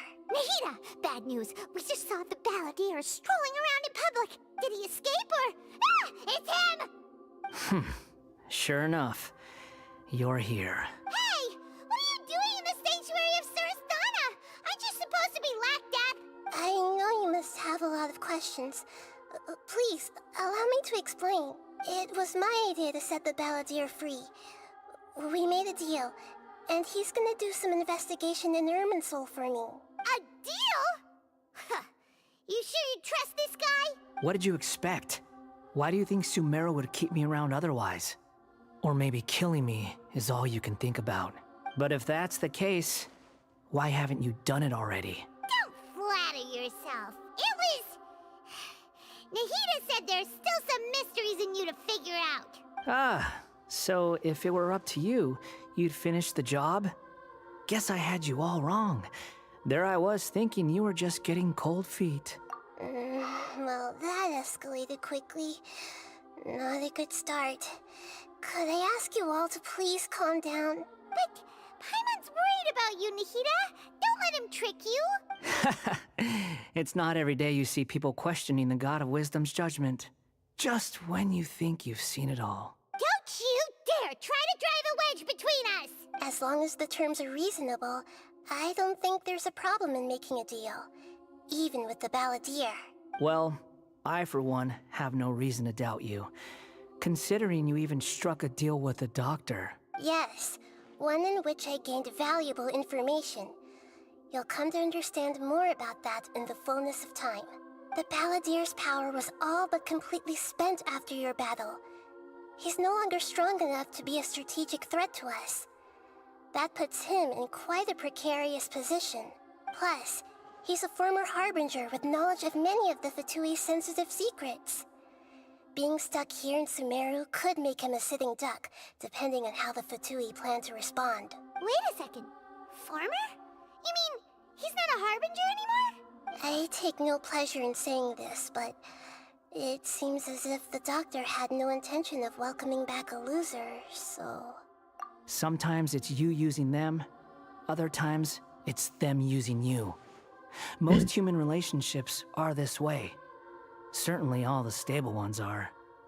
That's how it was between me and the Fatui, and also between each of the Harbingers. So as long as you have some value to offer, nobody will ever abandon you. But after recent events, even I have to admit that I'm not worth quite what I used to be. Well, if the Fatui are gonna reevaluate my utility, I need to have a backup plan for myself. As we discussed, I don't like causing harm to living beings, and you said you need protection. So, why not join forces with us? I think these two have made their objection to that idea fairly clear, don't you? And they're your friends, so I guess you'll be siding with them. Yeah, obviously! Nihira, don't listen to him! Then let's put that discussion to the side for now. We still have time. Today can be a trial run. Where we go from here will depend on how well we manage to cooperate today. All right, then I'll do what we agreed. Good. Go now, and keep in touch. Nihira, are you serious about this? Yes. I have my reasons for this decision. In fact, I'm largely doing it for your benefit. Yes. As I told you once before, there's information about your twin in Irminsul. Oh, yeah. Actually, that's the whole reason we came to see you today. So, you have an update on that? Mm-hmm. You may remember me mentioning that the Fatui had not included your twin's details in the Descender category. This is an extremely important point. It's possible that the Fatui have other information that even I don't know about. And since the Balladeer used to be one of them, he'll be better acquainted with this information than I am. He was granted the power to connect with Irminsul when he almost became the god of a new era. Even though he no longer has the Gnosis, some traces of its power remain in him. He can still connect. The amount of information in Irminsul is vast beyond description. Sifting through all of it without knowing what to look for would take too long, even for me. So I asked the Balladeer to search in Irminsul for any information about the Descenders. He's more familiar with this kind of information, and should be able to find it more quickly. Exactly! Or what if... Paimon just doesn't trust him! He's treated us as enemies every time we've run into him! I understand. But sometimes, everything is dictated by which side you're on. How things will go in the future depends on what information he brings back. And Traveler, I know what your heart desires most of all. Our minds have connected several times before. There is a corner of your heart reserved for an intense longing. A feeling of being all alone in the dark, searching for the one candle whose light still burns. Hey, yo? As Sumeru's deity, it is my responsibility to be on guard against the Balladeer. But as someone who counts you as a friend, I want to do something for you. If this deal with the Balladeer can give you the answers you've been longing to find, then it's worth it. It's my pleasure, really. You're Sumeru's hero. You've more than earned it. Paimon's still worried about this idea. Is there anything we can do to help? I was going to contact you about that, but then you suddenly showed up on your own accord. Seems like we have a telepathic connection. In fact, I was going to ask you to supervise the Balladeer on my behalf while he carries out the task I assigned. Even though he only has a fraction of his full power left, that's still a fraction of a former Harbinger. If you could accompany him, it would put my mind at ease. Of course, I'll be there to help guide you through Irminsul from the outside. Great. Thank you. Prepare yourselves. I'm going to transport you into Irminsul.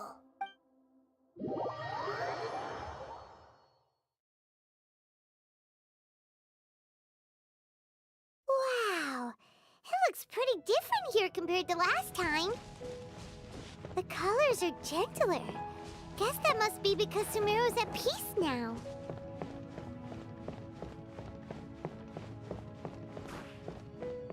Wow. Look at that.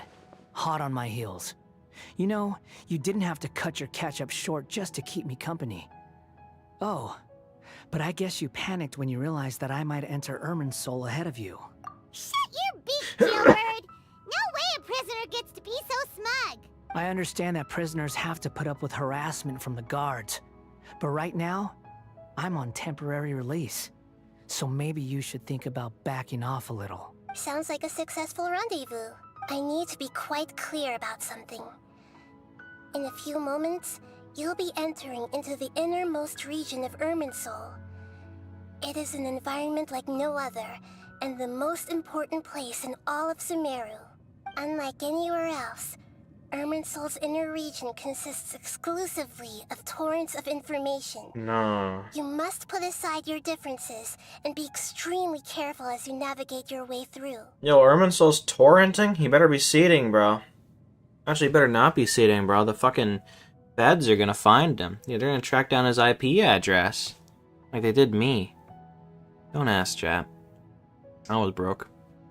I know there are many grievances between you, on both sides, but it is essential that you remain calm after entry. This is as much for your own safety as anything else.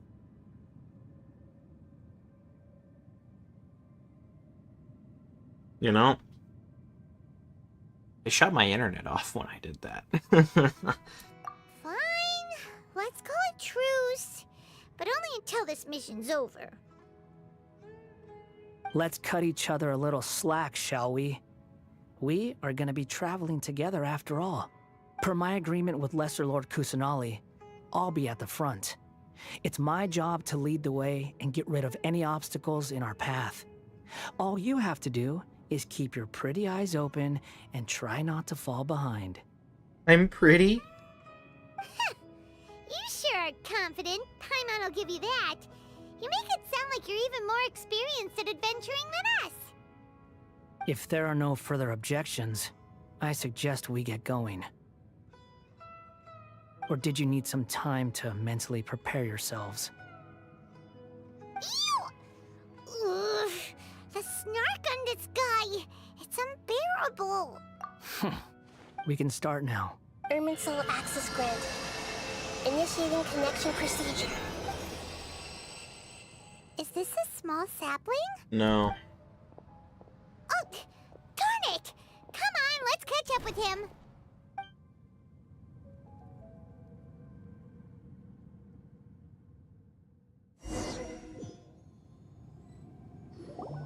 Wow. So this is the inside of Irminsul. Ooh. Paimon's never seen anything like this. And it feels like a sacred place. Irminsul is closely intertwined with the entirety of Teyvat.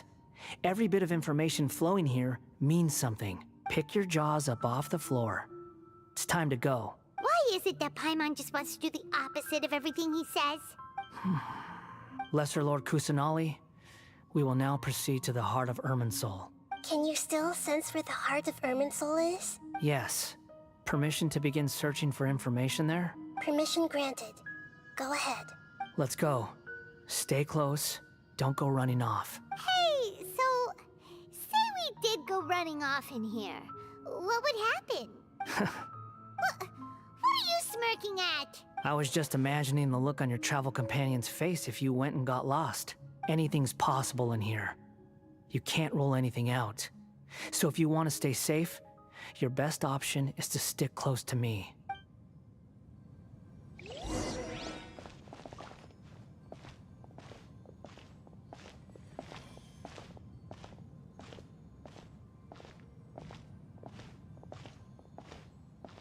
These sapling things have spread out. Those are all packets of information from inside Irminsul. Be careful not to touch them. Touch.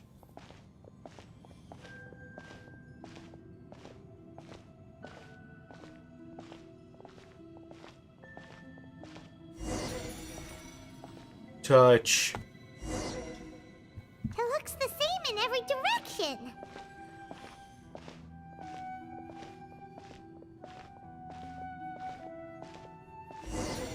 Touch. No wonder he mentioned about getting lost. Huh. What do you know? He was actually telling the truth. Is he mocking me again? What is it this time? There's a time and a place to lie, but this definitely isn't it. So why don't you relax your guard a little?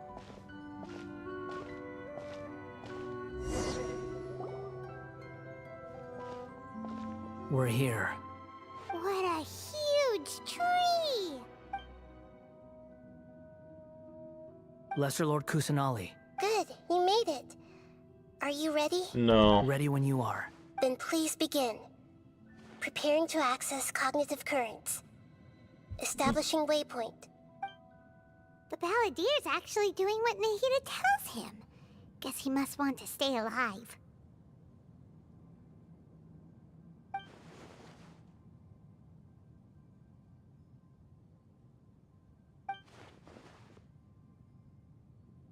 The rest is up to you. If you discover anything at all, make sure to share it with us. Will do.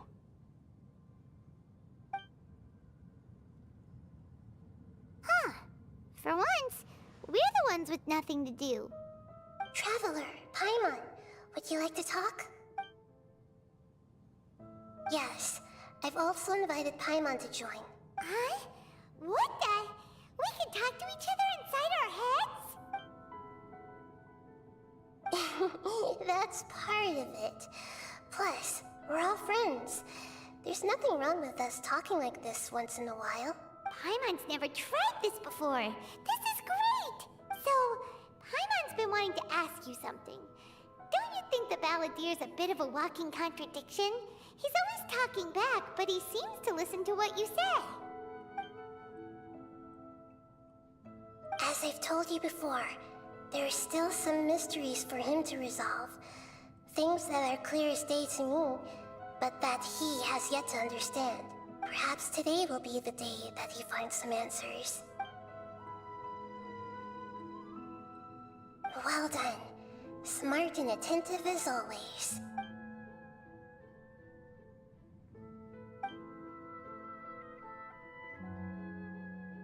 So, you made contact with that part of his mind. Well, it's true. Betrayal turned the Balladeer into the person he is today. Huh. Paimon thought nothing could get under that guy's skin. Turns out, he can get hurt and angry just like anyone else. Everyone has a history, Paimon. Even if you're a puppet created by the Electro Archon. Speaking of puppets, we ran into two people at the Academia today talking about an essay. Turns out their topic was about the Tatarasuna incident. Nahida, do you know anything about that? If you mean the mysterious events, the Kabuki Mono and so on, yes. I know about all of that. Really? Because from what they were saying, it sounded like lots of Tatarasuna's history is still unexplained. And most of the information we have now is just from people filling the gaps with their imagination. At least that's what they thought. Oh? How interesting. Those two managed to deduce quite a lot through guesswork alone. They also managed to waste a half hour of my time. So the Gesse got it right? Well, they guessed right about one thing. Tatarasuna was sabotaged. Must be a riveting conversation you three are having. Funny how all the good ones happen when I'm not involved. What makes you think we're talking to each other? Don't insult me. You're having a private conversation without me. Obviously, I must be the topic of said conversation. Of course you do. You can't have your prisoner knowing too much. So, have you found anything yet? Still looking. Don't get your hopes up, though. You and your twin come from outside this world. It wouldn't surprise me if there was nothing on either of you in Irminsul at all. Wait, how did you know about that? Didn't Nahida tell you? It's not like we've never met before. And anyway, you're world famous. It'd be more surprising if I didn't know a few things about you. Right now, we have to keep the peace. I'm not interested in creating more misery for myself. And making cordial conversation is something I can manage. Huh? Wait. This light. It looks similar to those saplings. What could it be? Anonymous data. Hey, don't you forget the agreement. You have to share it with us. Shh. Just wait. Mr. Niwa, are you certain this is worth the risk? We are talking about Tatara Suna's furnace, after all. It may not pay to act rashly. There's no one else who can enter the furnace. It has to be me. Is that so? Well, since you insist. It's... Whoa!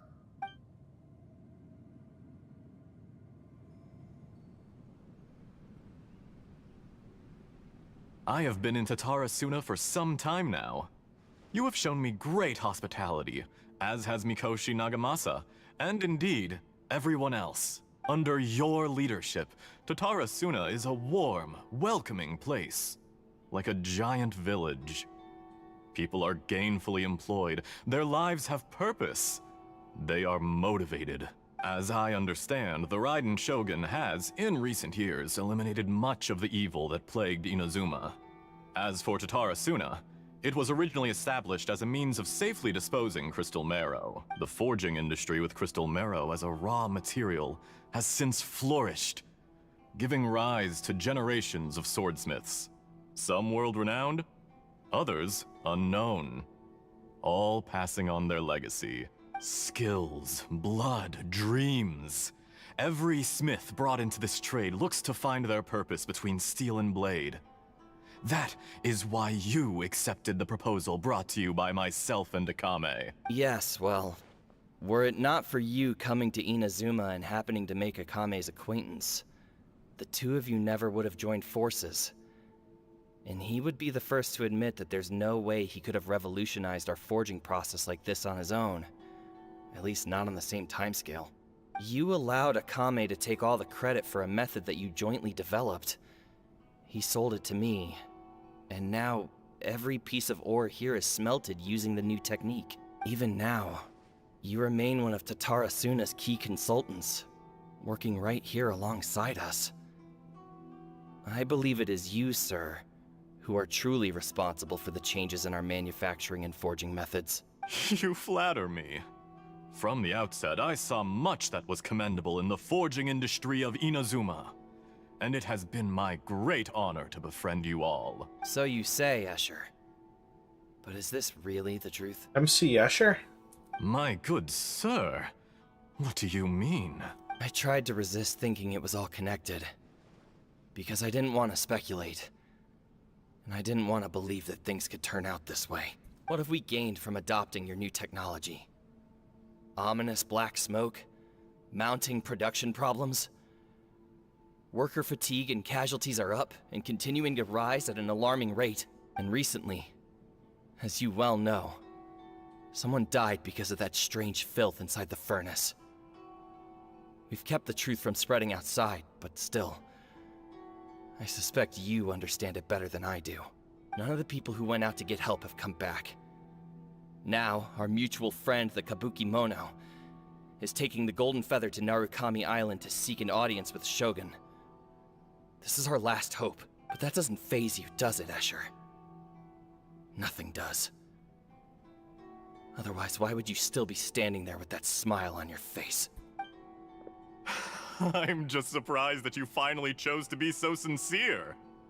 I'm sure you've been harboring these suspicions for quite some time. Mikoshi Nagamasa may have noticed that there was one common denominator among all these events. Namely you, Escher. But Mr. Mikoshi is more cautious than I. He does things by the book. After all, Nagamasa is the adopted son of Mikoshi Torachiyo, the yokai struck down by the shogun's own hand. If he truly seeks to redeem his family's honor, an abundance of caution is well advised. You're well informed on the subtleties of his situation for a mechanic all the way from Fontaine. Are you sure you're not a little overqualified? Why, Mr. Niwa, are you suggesting I find a job as a diplomat?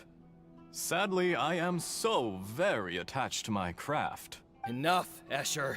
I'm here because an evil force is raging inside the furnace. And someone needs to take your new device inside the high-risk zone so we can absorb it and put an end to the problem. I'm in charge here. And I'm about to take some responsibility and head inside. Probably to my death. But what about you? What are you still doing here? Judging from the look in your eyes, you don't seem to trust me. Drop the act! We're past that now. Whoever you are, it looks like your plan to destroy Tatarasuna has worked. I just want to know what you're still doing here. What's left? Don't you have all your answers by now? Honestly, I'm just waiting for the right moment.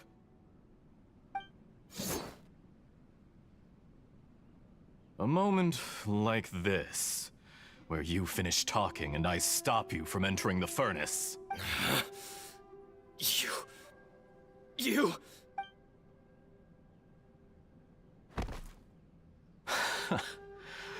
You're a little smarter than I initially gave you credit for. I thought I'd disguised myself exceptionally well, at least for the first few days. But to my surprise, you had your people look into my background right from the start. It's a long journey from Inazuma to Fontaine, but that didn't stop them. Eventually, they managed to confirm that Escher was an alias, and that I was not from Fontaine at all. And yet, despite all of that, you still fail to realize my true identity, and what I seek in Tatarasuna. Did you really think you would be able to see through my plan? If you kill me, there's no one who can get inside the furnace. So you're really going to destroy this place? Is that it? Oh, but you're quite wrong. There is one other person. Some may not see him as a person, but you told him yourself. You're not a puppet. You're a human. You're just missing a heart. Whoever you're working for won't get away with this. They'll be found out. But this makes no sense. What are you really trying to accomplish by all this? Why go to all this trouble? It's no trouble at all. Patience is a virtue which I have in abundance. This is all part of a carefully controlled experiment. If you must know, I'm happy to divulge my true identity. I'm a Fatui Harbinger. Call me the Doctor. Oh shit. The Fatui? Who? What do you want? Just to create a minor inconvenience for your nation. That's it? That's why you gave us your cursed technology? Just to let loose the evil energy from the crystal marrow? Look how even the righteous soul is filled with venom when faced with its demise. My device functions precisely as you say. It is the only chance you have of preventing a catastrophe and keeping the truth from the outside world. However, I did not make it with you in mind. It is easier for a person to be possessed by evil spirits when they are filled with hate. So give in to your fury. I want to see what happens when a malevolent heart is placed into an unsuspecting puppet. Make no mistake, even without you, that pure, innocent puppet would only end up being used by someone else instead. What other reason would a human have for befriending one who is not of our kind?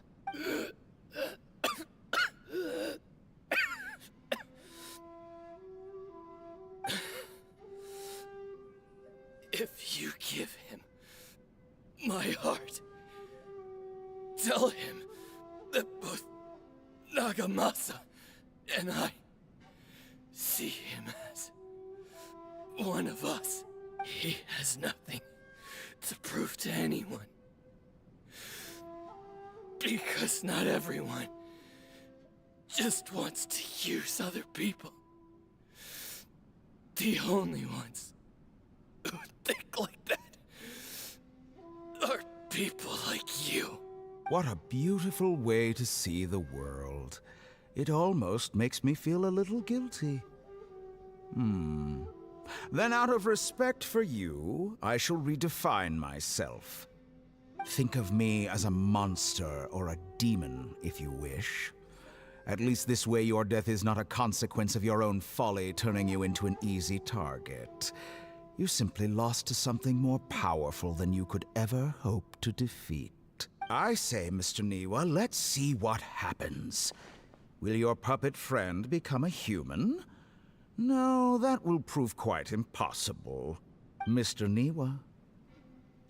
Already dead. What a pity.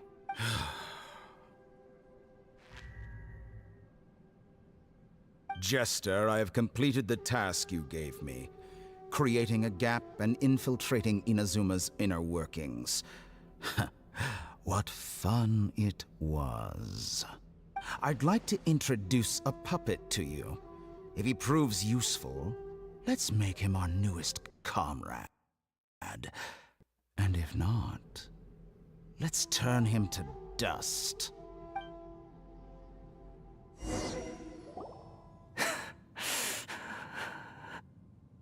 Hey, are you alright? Dottore?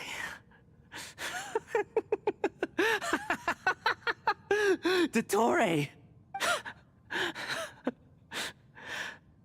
Good. Good. Was that the doctor? Did he turn into a mechanic from Fontaine? But why did we see things from his perspective? When I touched the doctor to confirm whether he'd eliminated all his segments, I read this memory in his mind. You have to admit, it must be the truth. Maybe so, but it means nothing. Does it? But this memory shows that Niwa didn't betray you. He never meant for you to be the one to take the device into the furnace. You know very well what that means. Even more so than I.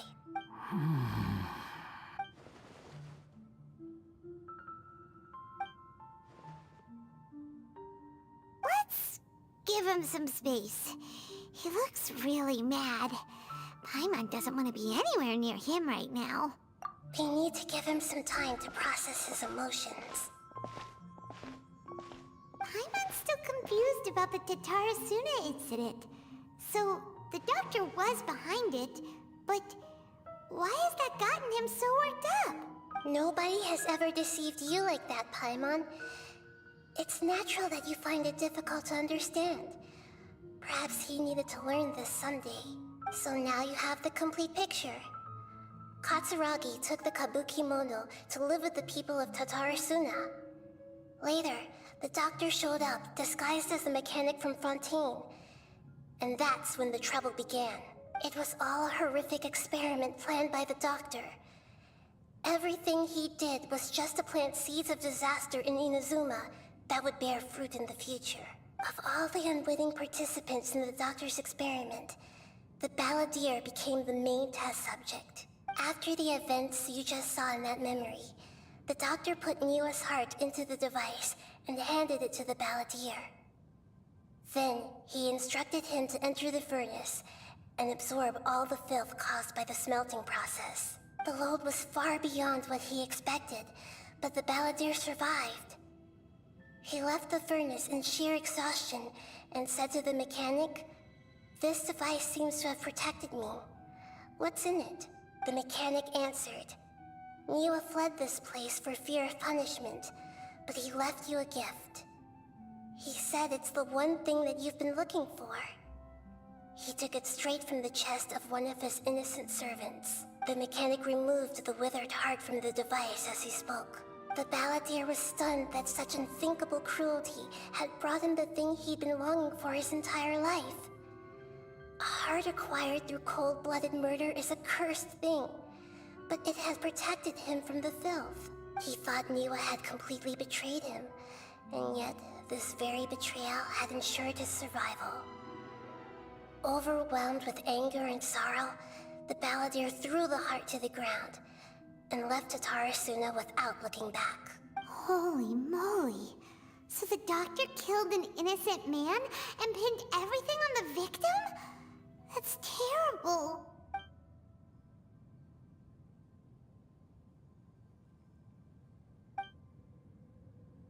Yes. Only if he understands this can he choose a new path forward. Dotori, you brazen-faced... Niwa didn't run from justice. You killed him.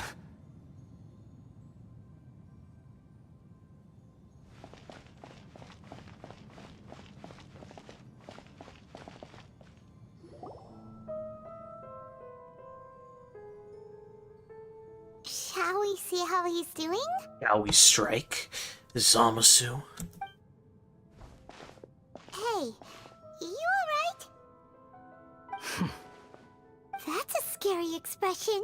Are you worried about me? If we didn't have such a history, I'd almost think that qualifies me to be your friend. It won't. I'll keep my end of the deal. Hey, are you investigating the stuff we want to know about? That's why we're here. But unfortunately, there's no information about the Descenders in Irminsul. Even if you can't find anything, that seems to confirm it. Irminsul does not keep records on the Descenders. Anyone who comes from beyond this world is not counted as part of Tevat. Oh, does that mean we have to leave empty-handed? Don't thank me just yet. You look really upset.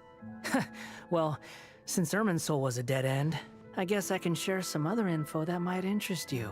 Huh? About what? The reason why there are records about your brother in Irminsul. It might have something to do with Conria. Apparently, Conria was his first destination when he arrived in this world. Plus, he only came to this world because the heavens responded to the summoning. The heavens responded? The Jester told me this himself. You can take his word on this. He was a royal mage in Conria, and lived with your brother for a time. I don't know the details. It's up to you whether you want to believe me. All I can say is, I wouldn't lie to you about this. Did you get all that, Lesser Lord Kusanali? Yes. Astonishing news. Does this info count towards my mission? It wasn't from Irminsul, but was it valuable? Very valuable. Good. In that case, I'll take some time for myself now. Huh? What have you done? Lesser Lord Kusanali was right. My power's all but completely spent. Even if I use all of the divine power left in me, I can't sustain this shield for very long. I shared a secret with you, and now you owe me. So in return, I'd like you to answer a question for me. Give me your hand. I like my hand.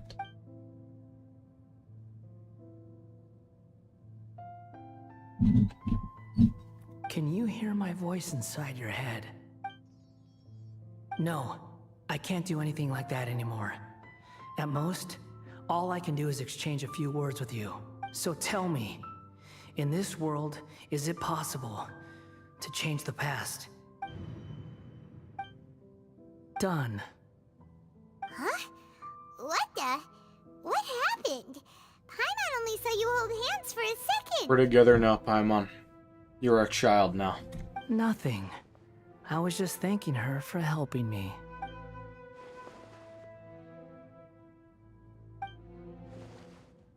So long. I suggest you get yourselves out of here quickly.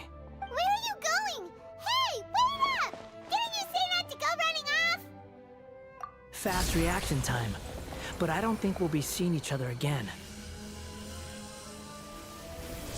From this day forth, the names Balladeer and Kabuki Mono will cease to exist. Does that mean that book and essay are gonna be gone? Thank God. Those who died in Tatarasuna because of me deserve another chance at life. Hey, Balladeer! Don't do anything stupid! You know, I never did like insects. Hordes of the puny things swarming together can be a real nuisance. And I enjoy nothing more than to stamp them out like the pests they are. But if a colony of harmless ants isn't threatening anyone, I guess they deserve to be left alone. Luckily, everything can be set right. It's time to solve this once and for all. Balladeer! Balladeer! Uh-oh, he disappeared. Come on, we gotta find him somehow.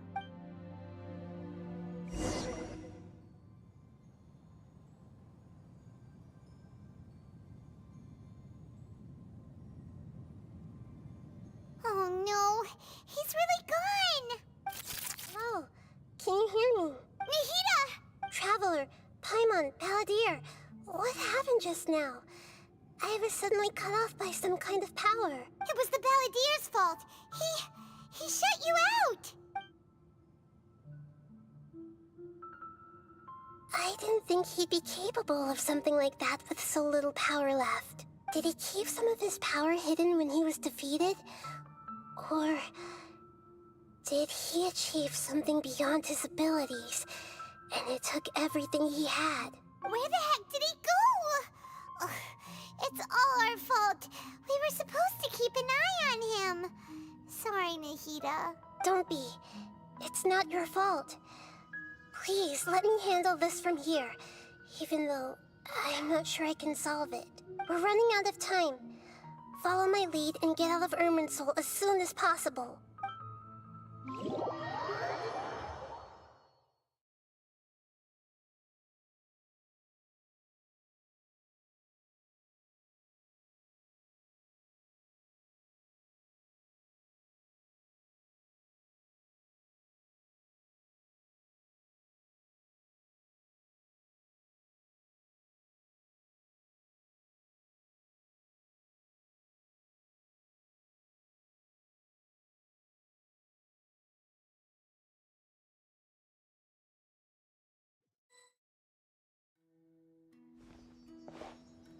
We're out!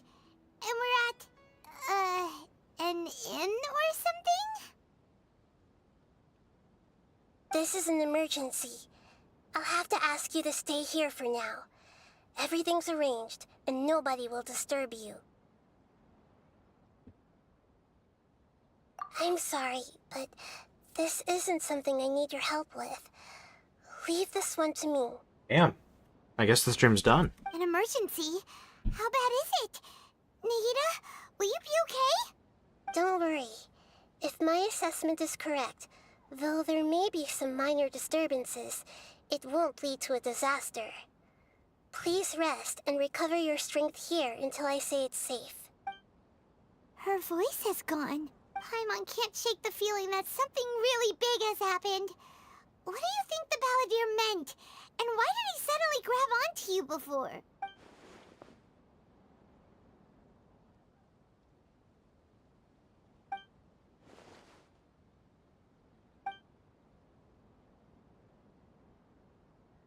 He wants to change the past? But surely that's impossible! Right! You can't just rewrite history! All that stuff happened already in real life! It's like, imagine Paimon drank all the water in this inn. Even if no one was there to see it, Paimon would sure as heck remember drinking it. So, why does Paimon still have a bad feeling about this? Paimon can't help but feel scared about what he might do. Ooh, Paimon's so confused. Huh? Ah! Sorry, Paimon accidentally... It's the Balladeer's fault for causing Paimon all this mental stress. But erasing yourself from history? It's unthinkable. Is that really possible in Irminsul? Uh-oh. Paimon's head is overheating from trying to understand what he's up to. And it's still not working. Ugh. Paimon's had it with that little brat.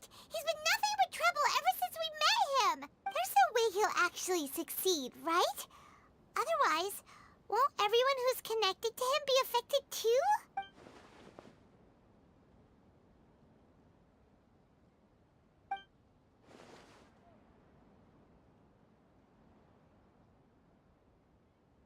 Oh, that's not good. There's nothing we can do about it at this point.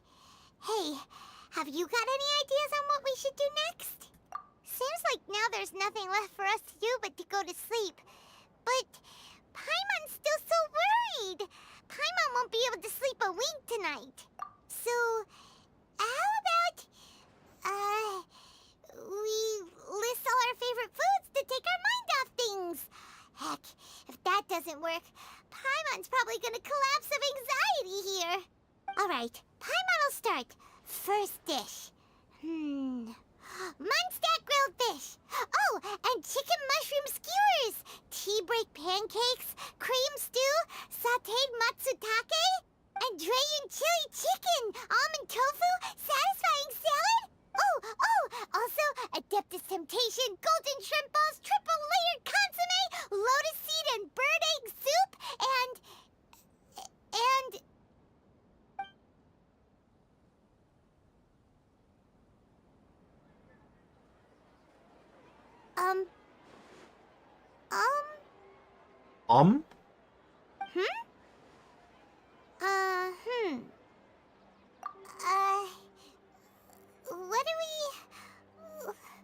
what was Paimon supposed to be doing just now? Paimon was, talking? Huh. Paimon suddenly can't remember what she was talking about. What was it again? The balladeer? Is that a food too? Huh. Weird name, though.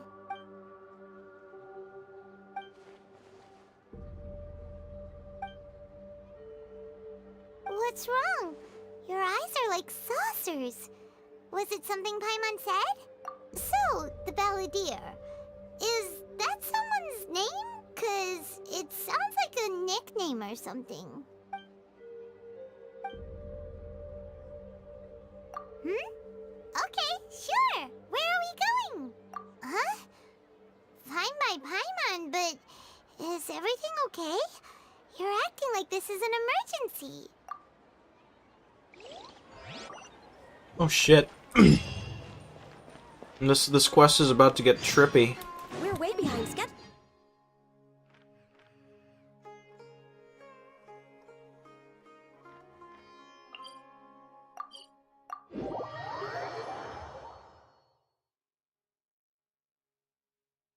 I think that was only the first quest of the 4 that we need to do, so that's pretty bad considering it's already 2 hours and 49 minutes into the stream. Thanks, Breakers. Thanks for doing that. We're definitely going overtime for the next 2 streams, I can tell you that. Well, for the next stream, actually. This stream and the next stream. Gotta love it. Gotta love Breakers ruining my entire day. We've made it to Amanoma Smithy. Ah, it's been a while. Of course. Go ahead. Oh. Now there's a question I wasn't expecting. Very well. I'll tell you what I know once more. The once renowned Raiden Gokuden, comprised of 5 branches. Amenoma, Futsu, Ishin, Hyakume, and Senju. The art of forging practiced by these 5 clans was first taught to them personally by the almighty Shogun. Over time, the 5 branches diverged from one another as generations of bladesmiths honed and perfected their craft until they became 5 distinct traditions. Most of the great swordsmith clans of old have since fallen into decline, and for a long time, only the Amenoma branch kept its art alive. But fortunately, Kaede Harakazuha recently returned to Inazuma and took up the mantle of the Ishin art. Now, 2 clans remain of the original Gokuden 5. If my memory serves me right, you yourself were present when he forged the Ishin blade. Oh, yeah, we were! Paimon remembers that now. We learned a bit about the decline of the Raiden Gokuden then, too. It seems like such a shame. That, my friends, is a tragic tale indeed. In fact, this was not made known to me for most of my life. All these years, I knew of those great clans' demise, but never the cause. Only recently, when the question was on my mind, did I ask Kaedehara Kazuha about this. He told me that, as we are both heirs to a branch of the Raiden Gokuden, it was right that I should know the truth. There is no harm in telling you, but I must warn you. It is a dark and sorrowful tale. The Raiden Gokuden were the targets of a murderous rampage by a vengeful bladesmith. Vengeful? Why? 400 years ago, so I'm told, there was a catastrophic malfunction in Tatarasuna's furnace. One brave swordsmith heard the commotion and chose not to flee, but he rushed to the scene, hoping to prevent a disaster. Tatarasuna was home to a state-of-the-art forging and smelting operation in that day, and overseeing it was the armory officer. His surname was Niwa, though he had family ties to the Kaedehara clan.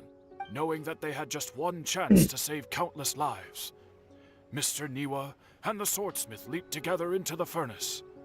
The furnace quickly stabilized, but neither of them made it out. The smith's death, though heroic, dealt a devastating blow to his family's fortunes. His orphaned son was left to fend for himself, and grew up deeply resentful at the world. In his heart, the whole of Inazuma was culpable in his tragedy. He hated the almighty Shogun for her apparent indifference towards his father's death, and he hated everyone who had done nothing to try and save him. Powerless and destitute, the only legacy he had to pass on to his children was his hatred. Generation after generation bore this grudge, living in utter misery. Alas, if only the story could have ended there. But 100 years ago, the then head of this family reached the end of his wits. He could bear their fate no longer, and yet he could do nothing to change it. Finally, he made a drastic decision to take revenge on the Raiden Gokuden. In doing so, he sought to vent his pent-up anger and shake the very foundations of Inazuma's forging industry. In his fury, he murdered indiscriminately, killing even bladesmiths from the Hyakume clan, which he belonged to. His goal was absolute, the devastation of all of the Raiden Gokuden. But when he came to the Kaedehara and Kamisato clans, his killing spree came to an abrupt end. He failed to catch them unawares. They fought back fiercely, and they did not spare his life. That is why the Kaedehara clan and their Ishin art survived that day. I suppose they were the lucky ones, under the dire circumstances.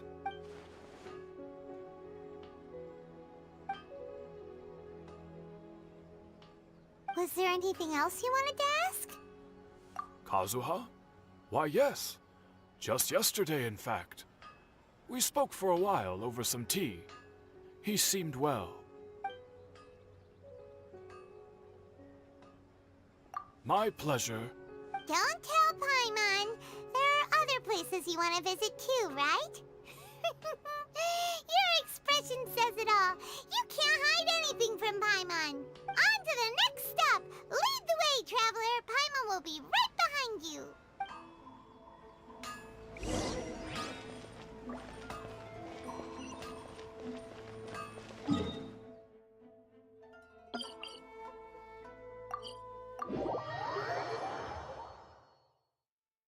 So the second and fourth quests, from what I know, are shorter. on the shorter end, and then the first and third are where the long stuff happens. This is the Yashiro Commission's headquarters, so... Traveler! It's been a while. Jesus Christ, that voice does not match that body. If you're looking for the Commissioner and Miss Kamisato, I'm afraid your timing is unfortunate. They're not here right now.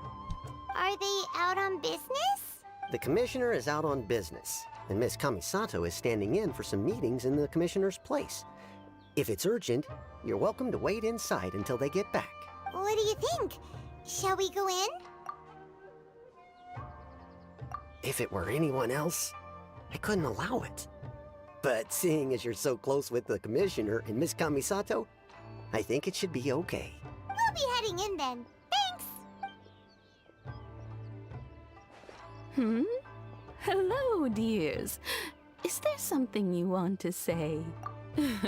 Of course, traveler. Yes, I know who you are. Miss Kamisato has told me about you. What would you like to know? Oh, they're both very well indeed. Lately, Miss Kamisato has been rather busy attending all kinds of meetings and occasionally paying visits to some local organizations on the Commissioner's behalf. As for the Commissioner himself, well, you know, busy as ever. That much hasn't changed. Although he does seem to be in a rather good mood these days. So pretty much business as usual on the Yashiro Commission, huh? Very much so.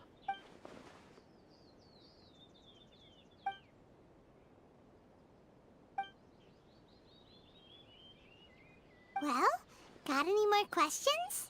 You're very welcome. In fact, I would love nothing more than for you to come and visit more often. But I'm sure you must be far too busy to have time for that. Miss Kamisato talks about you all the time. She seems so thrilled to have you as a friend, and she's always saying how talented you are and how much she admires you. I must say, many things in Inazuma seem to have taken a turn for the better since you arrived here. So you're not just Miss Kamisato's knight in shining armor, you know. You're a hero to us all. I mean it. Whenever the Commissioner dines at home, Toma always joins him. I always find myself at my most relaxed when I'm serving the two of them and listening to them chat away. The Commissioner has such a busy schedule that he doesn't always have the chance to take his meals at home. But given the opportunity, he always prefers to dine here. They say it's because Toma is a much better chef than most. Oh, the Commissioner is so fond of home comforts. Holy shit, she speaks so slowly. They get to talking about you sometimes too, you know. Always with a very fond tone. The way one would talk about dear old friends around whom one can truly be themselves. Miss Kamisato occasionally joins them as well. Whenever the whole family gets together and they start talking about people they've met and experiences they've had, you always get a mention. Can we get a 2x speed modifier on this? It's been many years now since the late Mr. and Mrs. Kamisato passed away. Much has happened in the Kamisato clan in that time. As someone who is old and gray enough to have watched their son and daughter grow up, it makes me so happy to see them meet a dependable friend whose company they enjoy so much. So, In the future, if you ever do have the time, please know you are always very welcome at the Yashiro Commission headquarters. There will always be at least one old lady who would be delighted to have the pleasure of your company. Wonderful. Thank you. Paimon likes it here too. Also, you were saying something about the food here being really great. Paimon's itching to try it. We may just have to invite ourselves around for dinner sometime. Paimon meant we should come pay a visit again real soon. Ideally around dinner time. Of course. You're always welcome. Alright, goodbye for now. Where are we going next? Great! Goodbye, ma'am. Don't worry, we'll see ourselves out. All right, then. Take care now. Hope to see you soon. Oh, are you two leaving already? Yep, everything's taken care of now. Don't worry. Very well. Safe travels. Goodbye.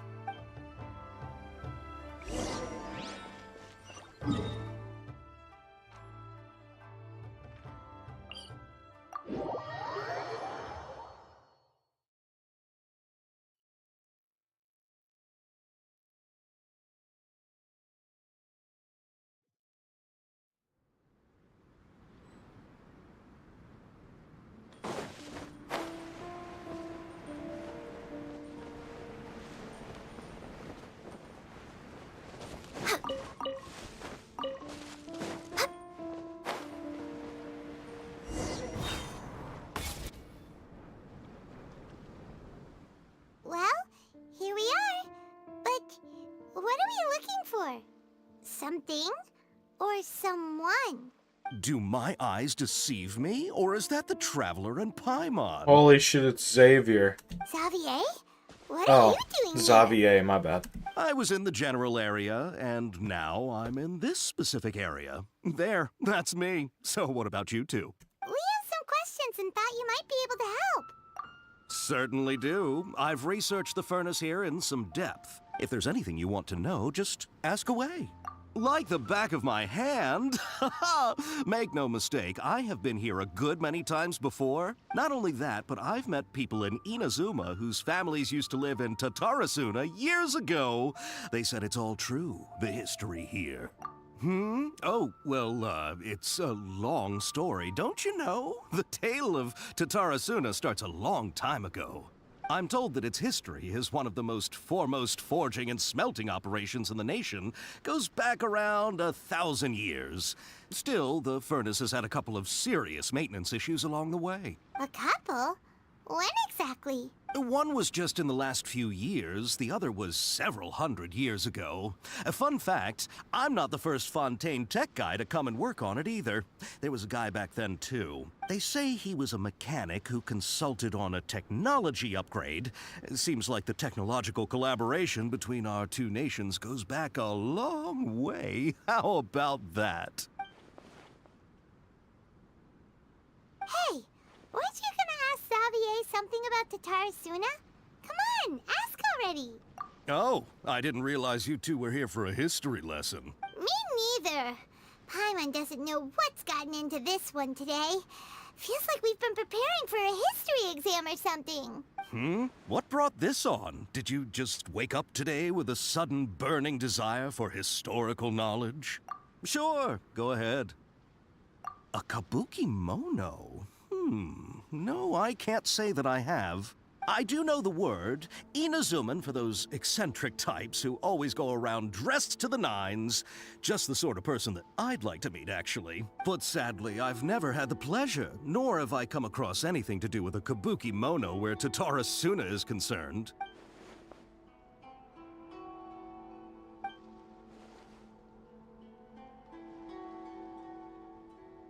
Of course! Don't mention it. Oh, we're leaving? Okay, bye, Xavier. Oh, you're most welcome. More than happy to help. Farewell. Looks like you got all the information you're looking for. Sure, but what's up with you today? Whatever it is, it seems like it's really troubling you. Keep your smile, Spinal Crocodile. No matter what happens, Paimon will always be there for you. Hey, don't mention it. Aww. Alright, let's head off and go meet Nahida. That's wholesome. Oh, yep, we're on quest number 3. This is where most of the stuff happens, from what I know. It has the most objectives. Hopefully, they're short. I don't want to go too far over time. These streams have been a little miserable.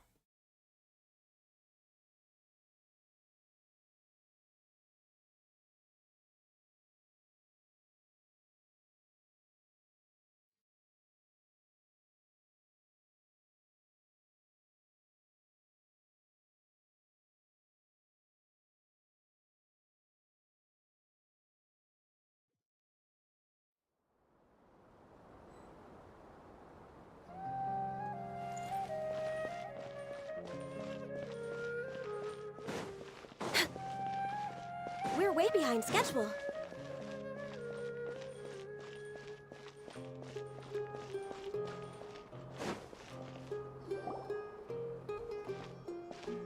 Hey, it's them! Please don't make me read. Akaba, Sawada, you're still here? Please no. Indeed we are. If you have a moment, No, we'd no, love no, for no, you to no, no, join no, us no, once no, more. no, no, no, no, no, no, no, no, no, no, no, no. We have time. What No, do you no, want no, to we talk to don't. us about? It's the same topic we discussed last time. Obviously. Still looking for more info about Tatarasuna, huh? Should we join them? Can I say no? No. Unfortunately, we haven't made any real progress. No. No. Huh? No. No. Oh, No. No. No. Of course.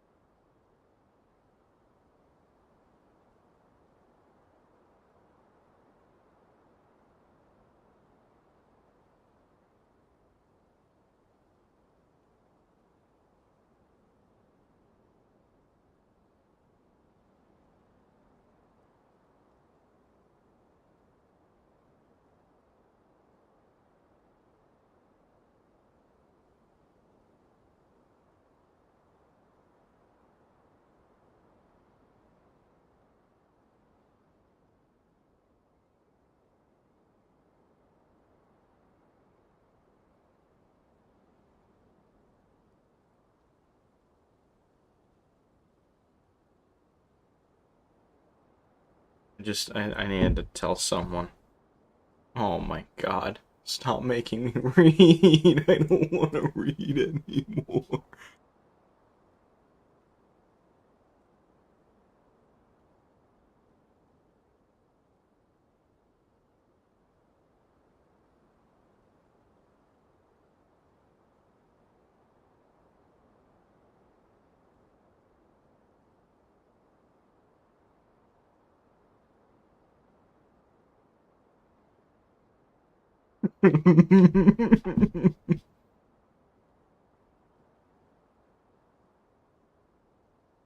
Okay.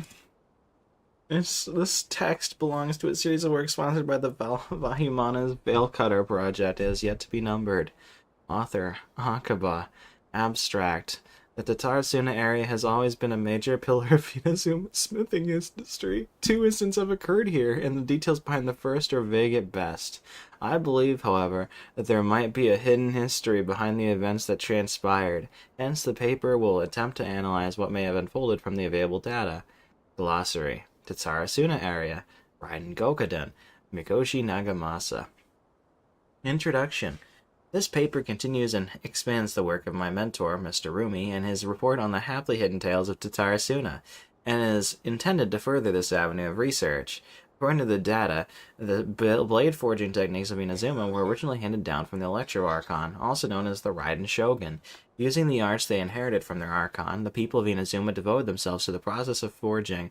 However, strange rumors that do not quite fit the steely nature of metalwork yet linger about Tatarasuna's smelting center, which was a central pillar of the forging industry. There, the Mikoshi and Niwa clans, along with the eccentric mechanic from abroad, serve as the 3 windows of insight we need to investigate the truth behind what happened. Body. Strange notes from the Tatarasuna area. Their contents are as follows. Perhaps I overstep. I think Sir Nagamasa's mood grows better when he forges blades. An obsession to cleanse the stain of the name Mikoshi must eat at him. The inspector bought a certain number of jade steel ingots. Sir Katsuraki discussed matters of smithing deep into the night with the vice armory officer. We last made a single nakamaki. We call it the Daitara Nagamasa. The inspector was in high spirits, and he and the vice armory officer Nozumo was taken by the beauty of the Daitara Nagamasa that he drew a picture of it. Hold on, let me pull out the picture from before. Oh, never mind, I don't have it anymore. That's crazy. The inspector flew into such a rage and slashed Katsuragi. The great blade cut deep into the flesh, cast his own Nagamaki into the furnace's flame. Nozumo could not abide by that order and drew the completely melted weapon out of the furnace. He was horribly burned. Nozumu died that night. I dare say that while Sir Katsuragi may have committed malfeasance, it was out of the goodness of his heart. Kinjiro hid the Nagamaki in Nozumu's drawing on the arsenal. Nagamasa is harsh, but also known as right from wrong. But even so, he is not amenable to reason. His name indicates one obsessed with purity. Still, I and some households of Tatarasuna have not been blind by the matter of Nagamasa's mother, Chiyo, and we trust him. I also remain unwilling to forget the joy of creating Daitara Nagamasa with him. Before we withdrew, we should have divided the arsenal key into 3 parts, one for the inspector, one for the army officer, and one to be left in Tatarasuna to protect theft. But we were in too much of a hurry, neither the inspector nor the army officer could be found, so I was as bold to hide the 3 pieces within treasure chests in Tatarasuna. The 7 notes mention... Oh.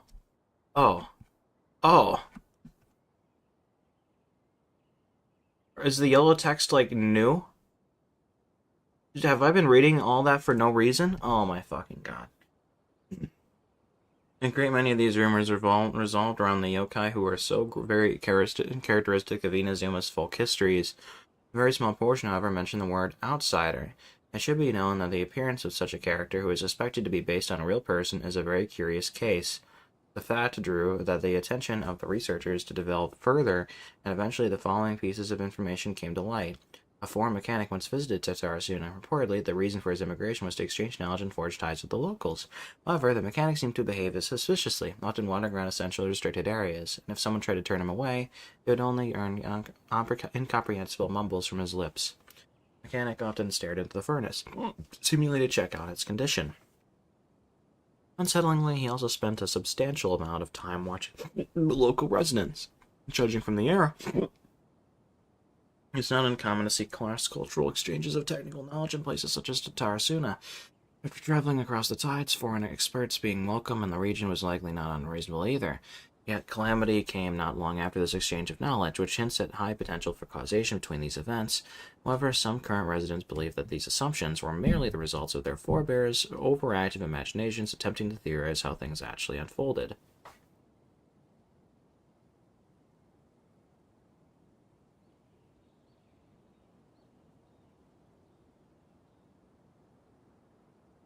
Mechanic. Long have I delved through many texts and documents, but I was ultimately unable to decipher even a specter of a clue as to his background. Still, mentions of the mechanic grew scarcer in the aftermath of the Tatarasuna incident.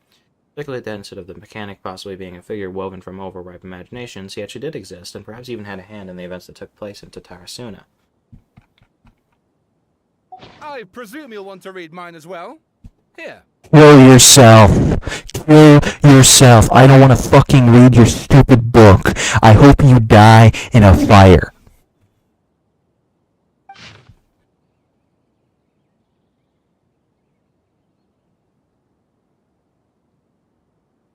Miyazaki hid his grin. Upon hearing this, Niwa released the lizard from his hand into Katsuragi's palm, but just as more words were to be exchanged, someone came walking nearby, their footsteps steady and confident.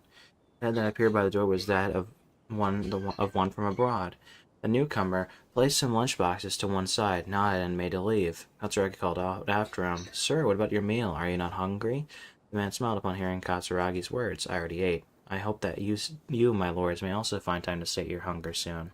"For our guests, sir. To see you and help in these trifling matters fills me with embarrassment," Nemo said with sincerity. The man smiled, as if it would no matter. Then, with a nod, he departed. Like a falling spear, the black cloud reached the bottom of the boat and was joined in its swiftness of direction. Like a charging beast, they plunged into the shoreline. Scant steps away, the mechanic laughed, slowly approaching the grand wreck.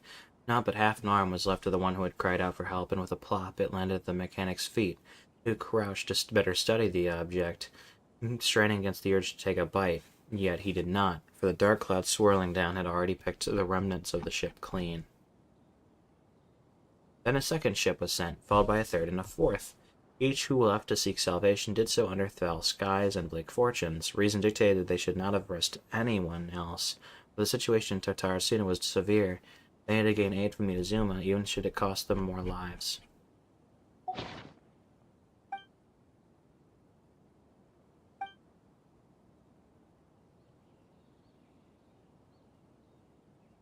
Well, what do you think?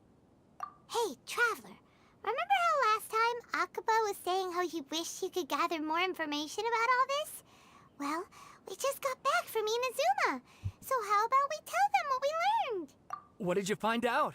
Something big? It's a long story.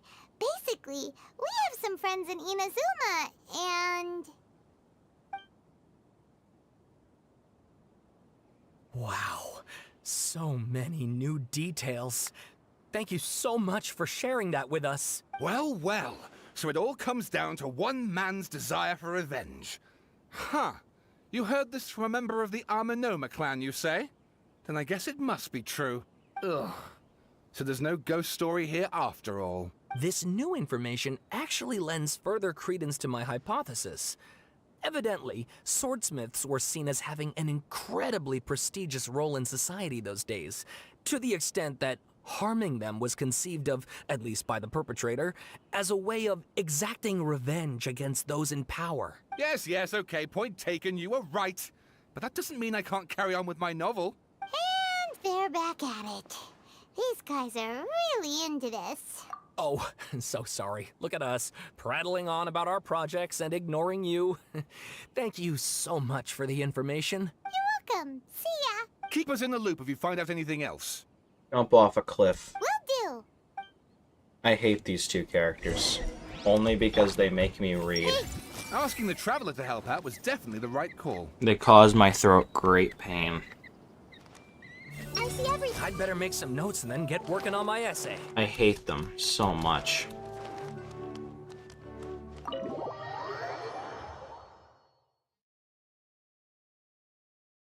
They just wasted more of my time. This is going like so fucking overtime, dude. I don't want this.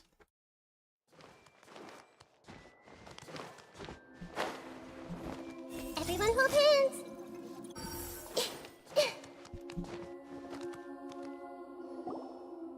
Nahida, we're here! Traveler, Paimon, how have you been? Ugh, where to start? Paimon hasn't had a moment's rest this whole time. That night, we ended up chatting and chatting until suddenly the sun was up. And then she decided she wanted to go to Inazuma. The Balladeer? This sounds like some kind of code name. You look troubled. Is there something you need to tell me?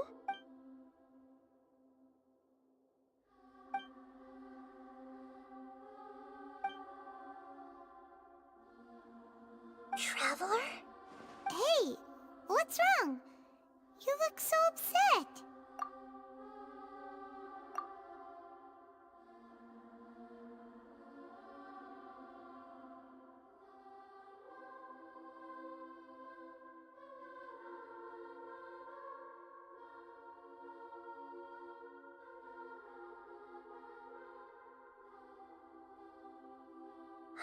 That's quite a story.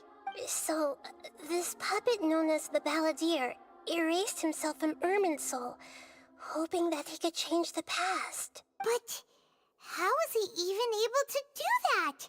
As the Traveler said, he very nearly became Sumeru's deity. Admittedly, I remember it a little differently. I don't recall finding anyone inside the machine after we defeated it. Nevertheless, it does make sense. If someone were to successfully erase themselves from Irminsul, the world would change to reflect the new reality. So, you believe this person really existed, and we just don't remember him because... well, because he literally changed the world? Yes. Theoretically speaking, it is possible to do this. But I'm struggling to imagine the kind of person who would dare go through with it. The Traveler comes from a world beyond Tevat. That's why there's no information about her in Irminsul. And it also explains why any changes to Irminsul wouldn't affect her. So if there's anyone in the world capable of retaining memories from a past that has been rewritten, it's you. It's quite incredible when you think about it. Paimon's having a hard time understanding this Balladeer guy's motivations. Why did he do it? I can only make inferences based on the information we've been given. As for what kind of person he was, only you remember that.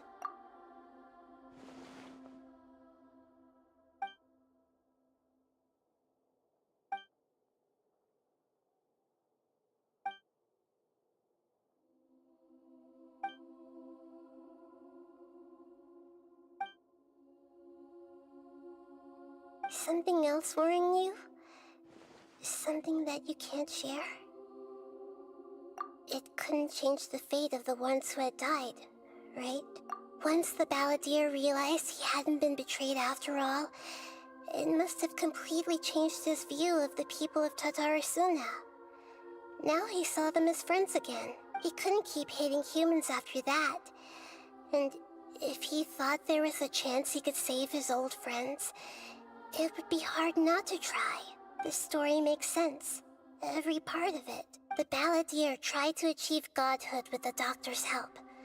He was unsuccessful, but retained the power to connect with Irminsul. That power then enabled him to change what was recorded in Irminsul and erase himself, even though he didn't have much strength left. Yeah, it does make sense, but it still ended in tragedy for his friends. It just feels so hopeless. He gave everything to do this, but it seems like he got nothing in return.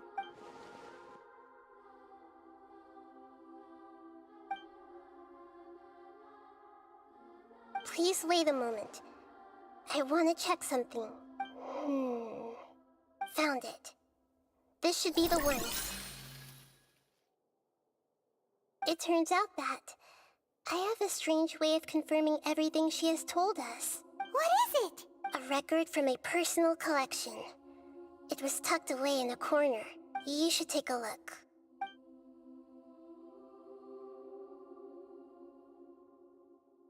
Is this a fairy tale? Who wrote it?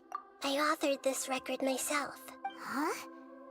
You wrote a fairy tale that somehow has something to do with the Balladeer? When combined with the Traveler's narrative, it's clear that this story is an allegory. Everything in it is a symbol for something else. Hold on.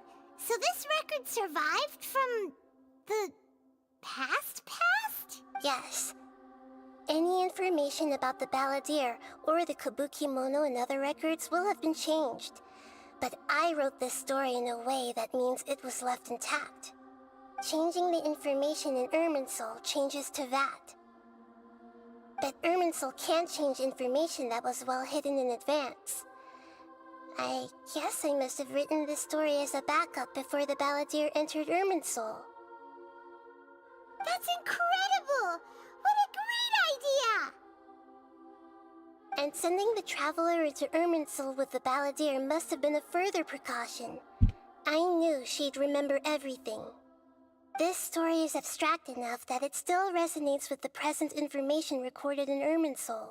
But if we connect all the different pieces together, the true story that emerges is the one she told us. The now erased life of the Balladeer.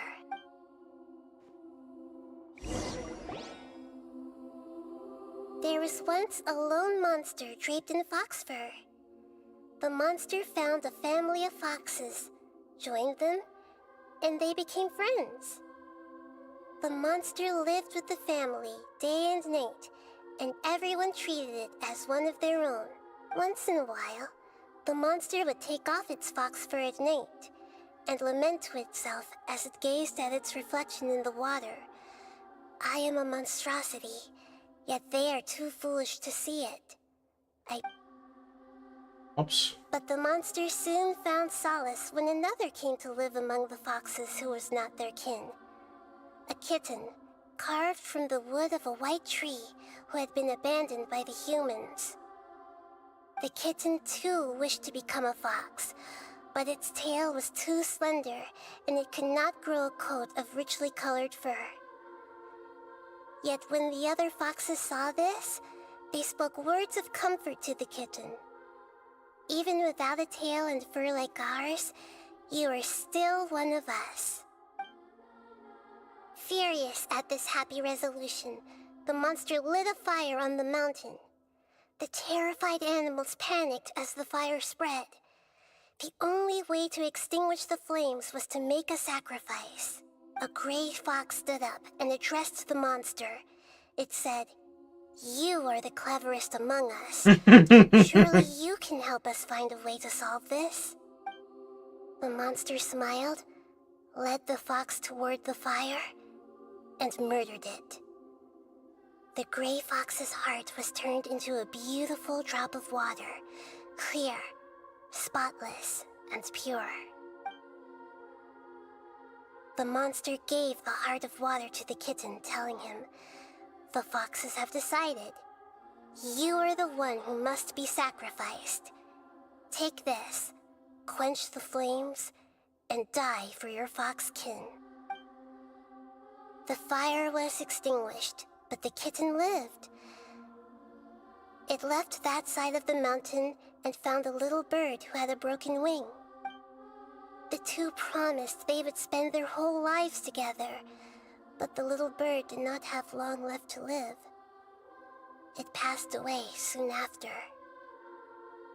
After burying the bird, the kitten left the mountain for good.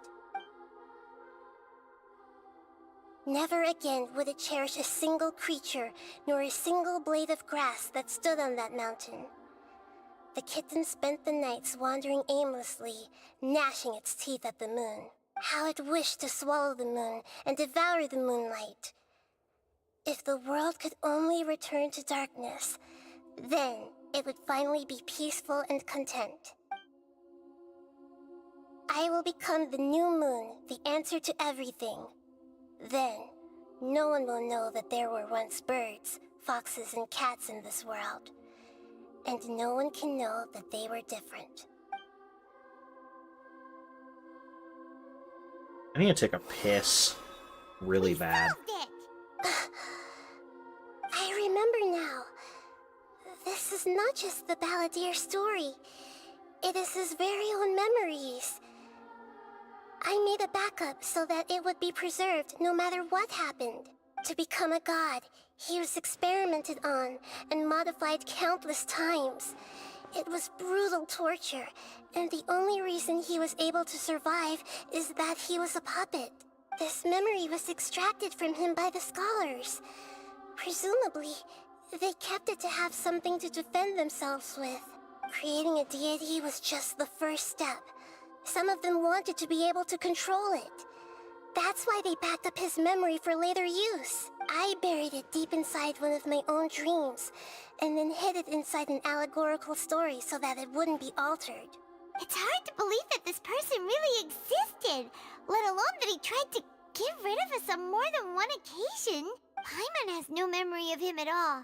He completely vanished like a puff of smoke. The balladeer agreed to help me look for information about the Descenders, and although he was unsuccessful, he still helped you. Before he vanished, he confirmed an important detail. That Conria was where your twin first came into this world. We still don't know how the change to Irminsul will affect the senior ranks of the Fatui, but in all likelihood, they won't even remember their own Harbinger. It sounds like Paimon wouldn't like this guy a whole lot if he was still around. But still, Paimon doesn't like the way it all ended that much better. This is why wisdom alone cannot answer all our questions. We look, we see, and we comprehend, but the question still troubles us. So the answer is not everything. People yearn to find the truth and then conquer the troubles they face. When you give someone the truth, you give them a chance to choose their own destiny. To others looking on, this may seem like a pointless endeavor, but for him, the chance to act on his desire to disappear must have meant a lot.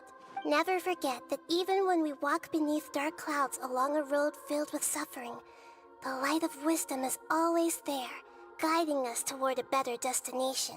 And that is what you have been doing all along. Yeah, Nahita's right. Cheer up! How about we go get something to eat? We can pick up this heavy conversation again later. Good idea. Paimon, why don't you take her out for a walk to clear her head? You got it! Come on, Traveler! You need to get out of your head for a while. You'll feel much better after taking a walk. Let's go get a snack from one of the stalls in the Grand Bazaar! That'll be sure to lift our spirits. It must be really tough being the only one who remembers all that. But Paimon's always here to help cheer you up. There's a few things I'd like to look into.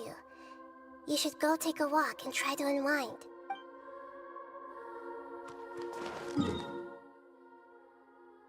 This is awful, chat. Like, this is just awfully long. We're going, like, further overtime than we did yesterday. That sucks. Oh, man. These days, I feel like they just get worse.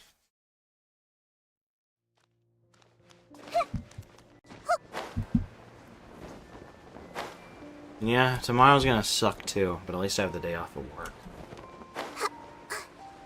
And then the next day should be pretty good. And then it's gonna suck again. We're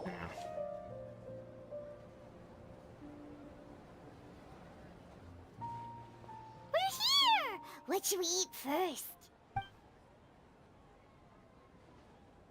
Hey, are you gonna answer or what?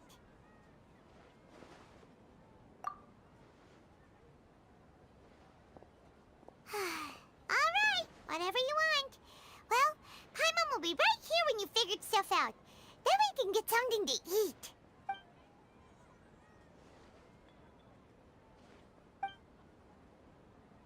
What is it? Have you figured it all out?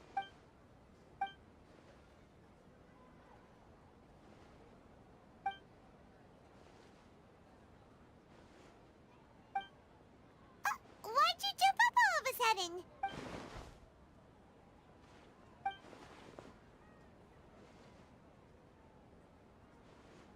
Excuse me, boss. There seems to be a small problem with the last bill.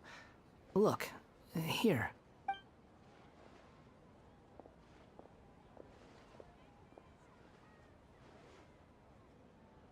Hey! Hey, wait! Hmm? You mean me? No, not you. That kid! Didn't you see? Little rascal grabbed my last 2 fresh Sunsettias and ran off. Look, if you're gonna help out here, you can't keep spacing out, okay? What is it? Work's too boring for you? Or has the big city got too many distractions? I wasn't paying close enough attention. Sorry, boss. I think you're right. Maybe it's the city. It's so exciting. it can be hard to focus. Who's that guy? You know him or something? He's who? You're a strange one, kiddo. You say you don't want any money for helping out here, and then when I actually give you some work to do, you keep letting yourself get distracted. I don't want to take advantage, so I'm happy to pay you what I'd pay anyone else. But if you keep acting like this, pretty soon I won't be able to afford to. No, please. I mean it. You don't need to pay me anything. I'm just so thankful you agreed to take on an outsider like me. You're welcome, I guess. But I got bigger things to worry about. Look, we're all out of Sunsetias, and I promised the lady down the street I'd deliver a fruit bowl this evening. Leave it to me. I'll find some more. Just a moment. I'll be right back. Stop. I'm gonna level with you, kiddo. I've never met a worker who said they didn't want a wage before. And at first, I got greedy. Couldn't believe my luck. But I figured you'd start asking for something in return eventually. You don't want money. You don't take days off. And in your free time, all I see you do is wander around, taking in the sights. Are you a drifter or something? That's right, I am. We can talk more about that later. First, let me get those fruits you needed. Sunsetias, was it? I'll be right back. Hey, what do we do now? Okay, stay out of sight. Don't let him see you.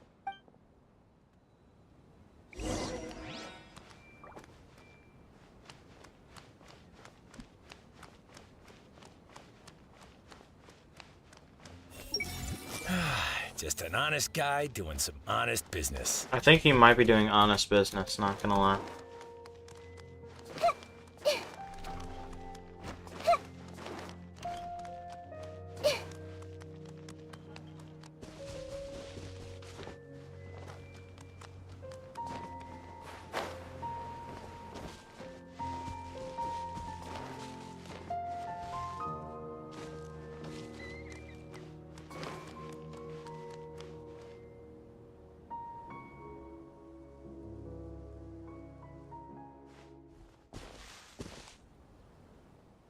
Yeah, this'll do. Even though you say he's the balladeer, what are we planning on doing? Stealing his Sunsetias? Isn't that a bit too cruel? Oh, alright. This should be enough. Guess I should wash them before I take them back. Huh? You two over there. Is there something I can help you with? He spotted us! You've been following me all the way from the city. I'd have to be blind not to notice. Have we met before? No, we haven't met. But you know me? I have no recollection. Are you absolutely sure? Sorry, but I just can't take your word for it. A puppet? What makes you think that? Huh? You were right! The look on his face! I guess you do know me after all. That is not something I share with a lot of people. Look, I'm just a wanderer.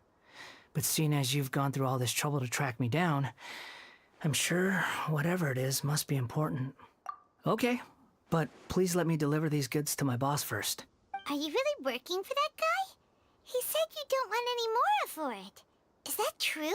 Yes, I ran into him out in the wilderness during a storm, and he let me take shelter in his cart.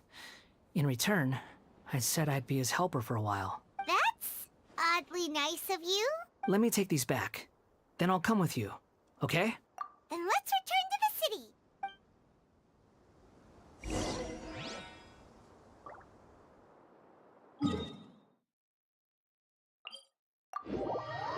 I'm holding in a piss because I don't want to drag this out even longer than it needs to. I'm just hoping that I don't have to hold it for another hour. It's looking like that, though. Here you go, boss. I'll leave them right here. Oh, you really went and picked some more. Who are these two? Something's come up, and they need to borrow me. Sorry, boss. I'm afraid I'll be away from the stall for a while. I was just about to pay you anyway. Go wherever you want, kid. Don't waste your time here. What? I get it, okay? You just wanted to help me out, to thank me for giving you shelter from the rain that day. Even then, I don't understand why you're so adamant that you don't want any pay for it. But look, it was pouring down, and there you were, sauntering along without a care in the world, like you had nowhere to be and didn't even care that it was raining. Imagine you were me for a second. It's a little weird, right? Why is this guy traveling during a rainstorm if he's not trying to get somewhere? And why is he taking a shortcut through the open country if he's not even in a hurry? But anyway, taking you in didn't put me out even slightly. You don't owe me a thing for it. Certainly not all this. Your time is valuable. You know, you should go live your life. But I don't...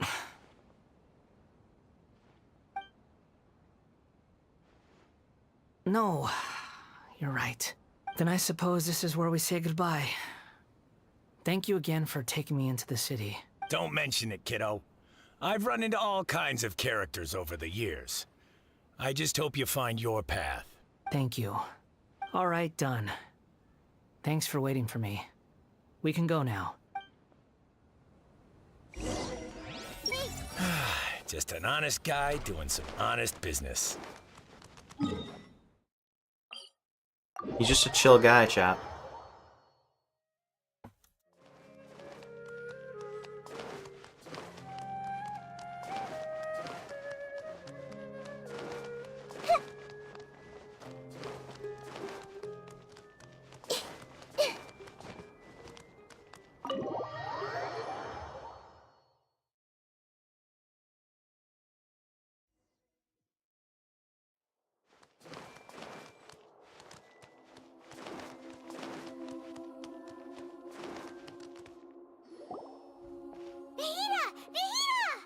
What's wrong?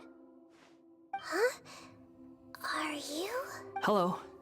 I do apologize for the sudden intrusion. We found this guy in the street, but he doesn't seem to remember anything. So, yeah, quite an eventful walk. You say that you are trekking across Teyvat to train yourself. Many other Inazumans who describe themselves in this way call themselves Shugenja. Why do you refer to yourself as a wanderer? Well, it seems more relevant in my case. To me, it sounds like a plant with no roots.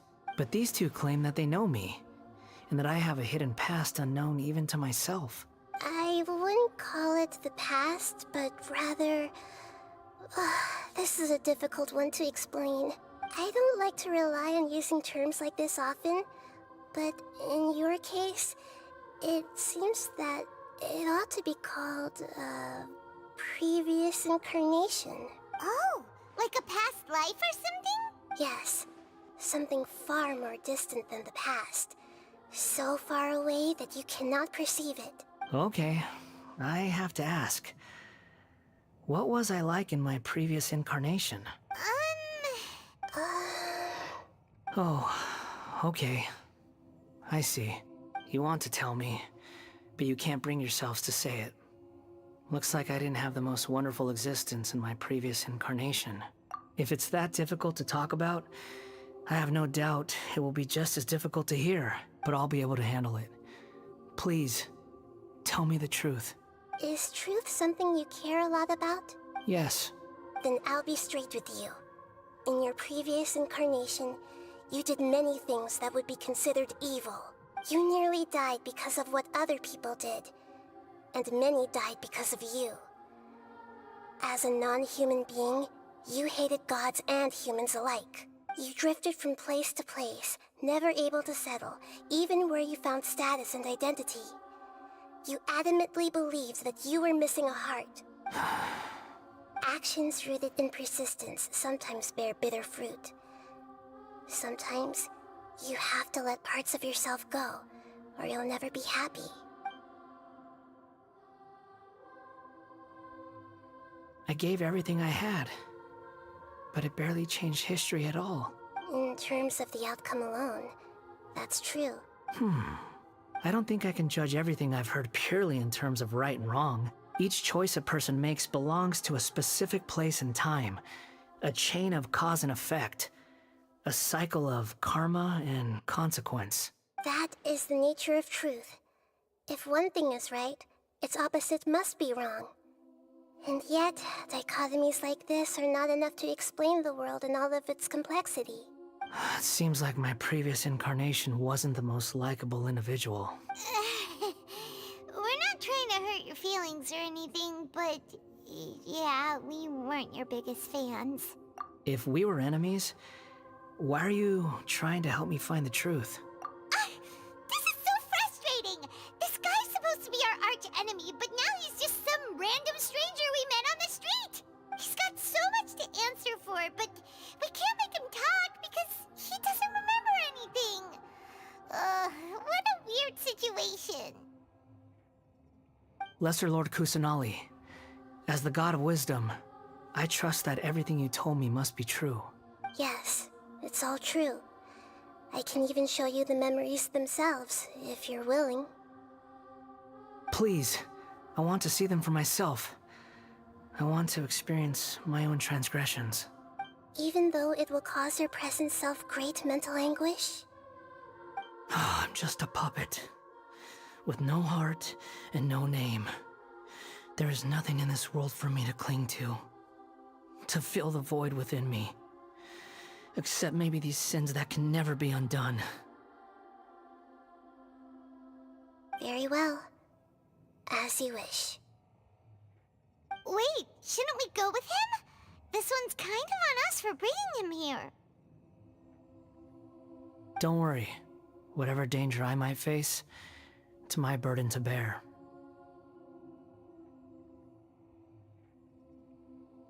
Traveler, could I ask you to supervise him on my behalf? Oh, good point. Given your, unique situation, we'd better keep an eye on you. Understood. Thank you. Now, prepare yourselves, everyone. I see everything! Time to face the music. Oh boy, a domain. This should kill some time. And by that I mean this should kill some objectives pretty quickly. So I can hopefully get closer to the end, much closer, depending on how many objectives are in the domain.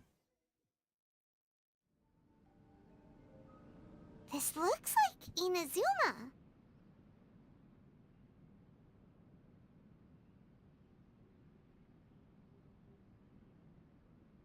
I'll be right back.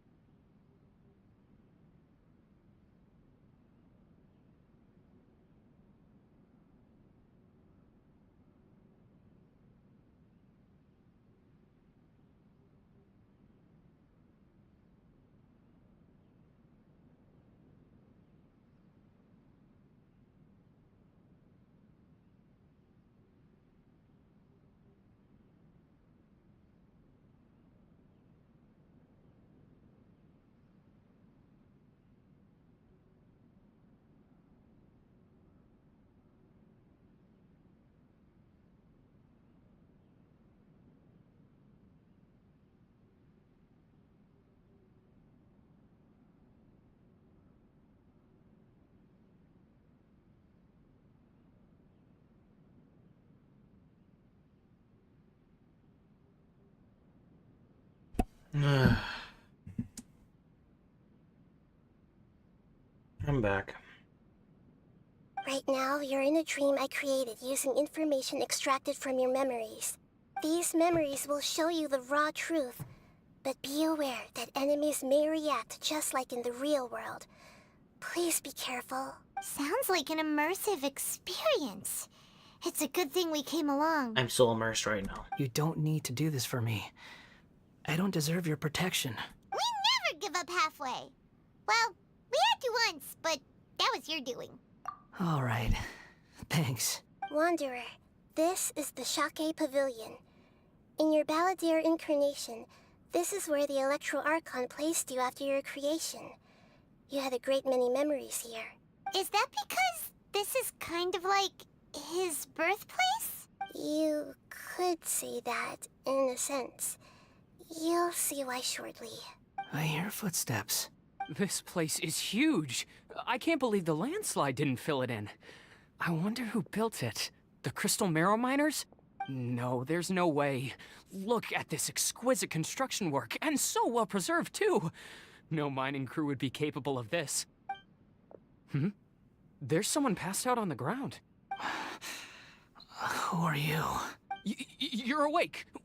What happened? How'd you get stuck here? Are you injured? Huh. Not a scratch. And these fine clothes. Who are you? This man is Katsuragi, deputy to Torichiyo's adopted son, Mikoshi Nagamasa. He found the Balladeer in Shake Pavilion and took him back to Tatarasuna. And the rest is history. Well, it used to be. In the original version of events, Katsuragi was ultimately killed by Nagamasa. Let me get you out of here. Our people are nearby. Hang in there. During the Tatarasuna incident, Niwa was murdered by the doctor disguised as a mechanic. The Balladeer, then known as the Kabukimono, disappeared not long after. As the second in command at Tatarasuna, responsibility for what had happened fell to Mikoshi Nagamasa. But Katsuragi had sworn lifelong loyalty to Nagamasa after the latter had once saved his life. At Katsuragi's insistence, Nagamasa killed him to put an end to the Tatarasuna incident. Katsuragi seems like he was a good guy. He looks like a warrior, but he has a kind face. Why couldn't he live a long and happy life?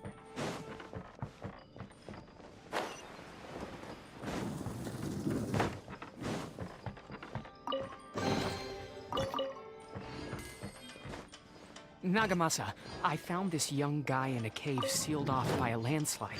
He doesn't remember his name. Well, we need to call you something.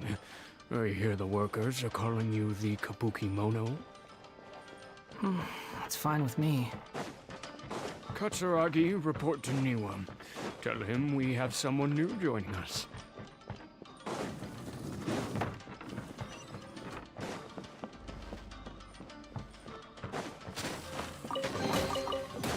Ah.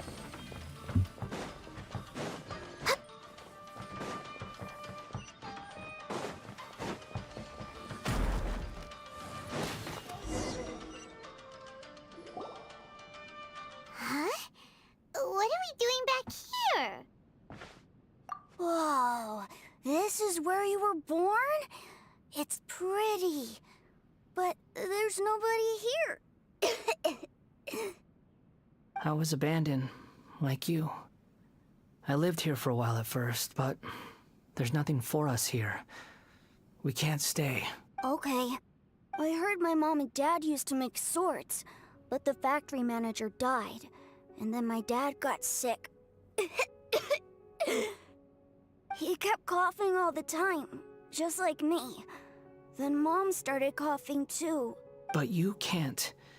You promised me. Yup, we're family now. We're gonna be together forever and ever. Bro's doomed. This child didn't have a name. Or rather, the Balladeer didn't know what to call him. His father died before he could name him. After his mother died, the child stayed in their straw hut alone. Some of the neighbors helped to raise him. After leaving Tatarasuna, The balladeer ran into this child who didn't have a name, just like him. They made a promise to live together. What happened to the child then? He died from his illness while he was still very young. The balladeer came home one day and found that he had stopped breathing. Hey! What's wrong? Say something! You promised me we could be family! You're no different from Niwa and all the others. You betrayed me too.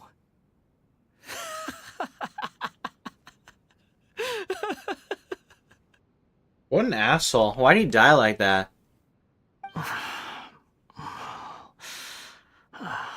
Bro promised. The voices have gone. It looks like the memory ends here. Let's keep going.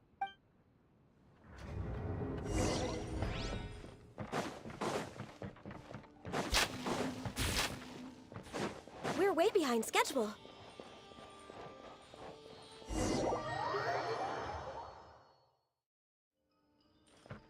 You do realize you're blocking my path.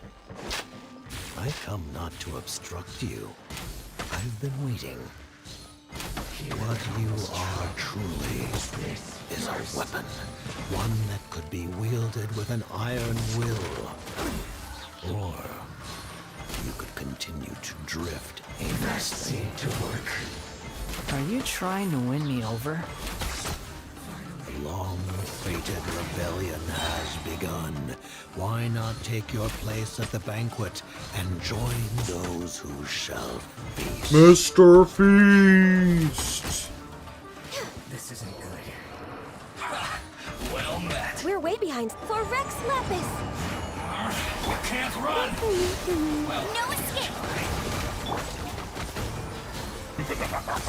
My duty. I miscalculated.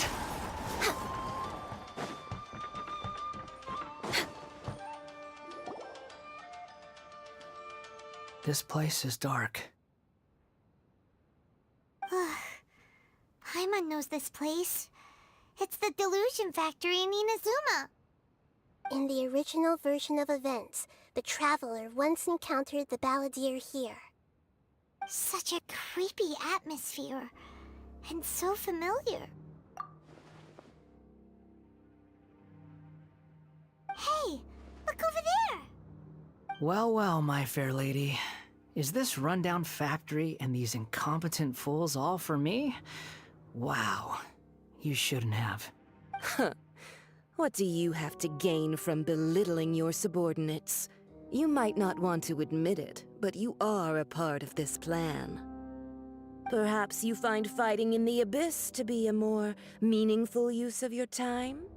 Oh, but of course, even this pales in comparison to being experimented on by the Doctor. What a sharp tongue you have. Funny how negotiating never seems to be your strong suit. For the task ahead, I suggest you keep your true feelings to yourself. Save your breath. I know what I have to do. I'm sure you think so, but I still think you need to hear it. Don't start thinking you're invincible, and don't let your emotions get in the way. Surely you're not worried about me. I just can't have you getting in my way. You and Child never fail to find ways to complicate things. I'm merely lighting a little fire in this chaotic nation. But you, being tossed out like trash, must make you want to destroy it completely. Do you remember the last time you were here? That was a lot of swordsmiths you killed. I'm sure the descendants of the Raiden Gokaden are still suffering the consequences now. Look at you. Oh, don't get so sentimental.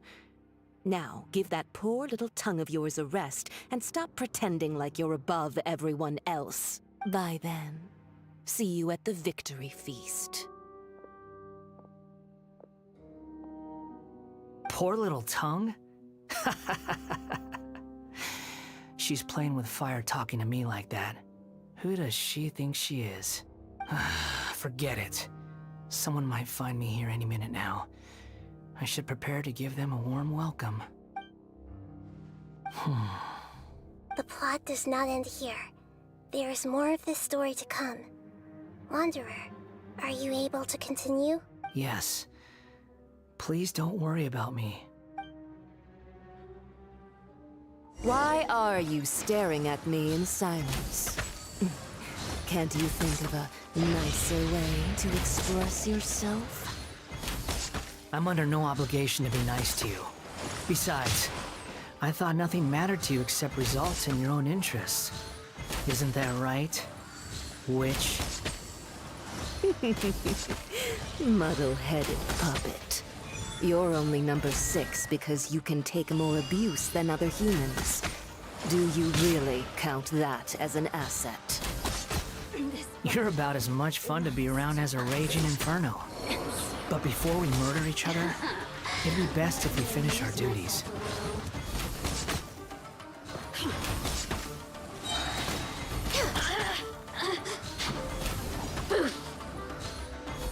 Over here! Blink! The more, the merrier. Citizens. Let the show begin. Let the show begin.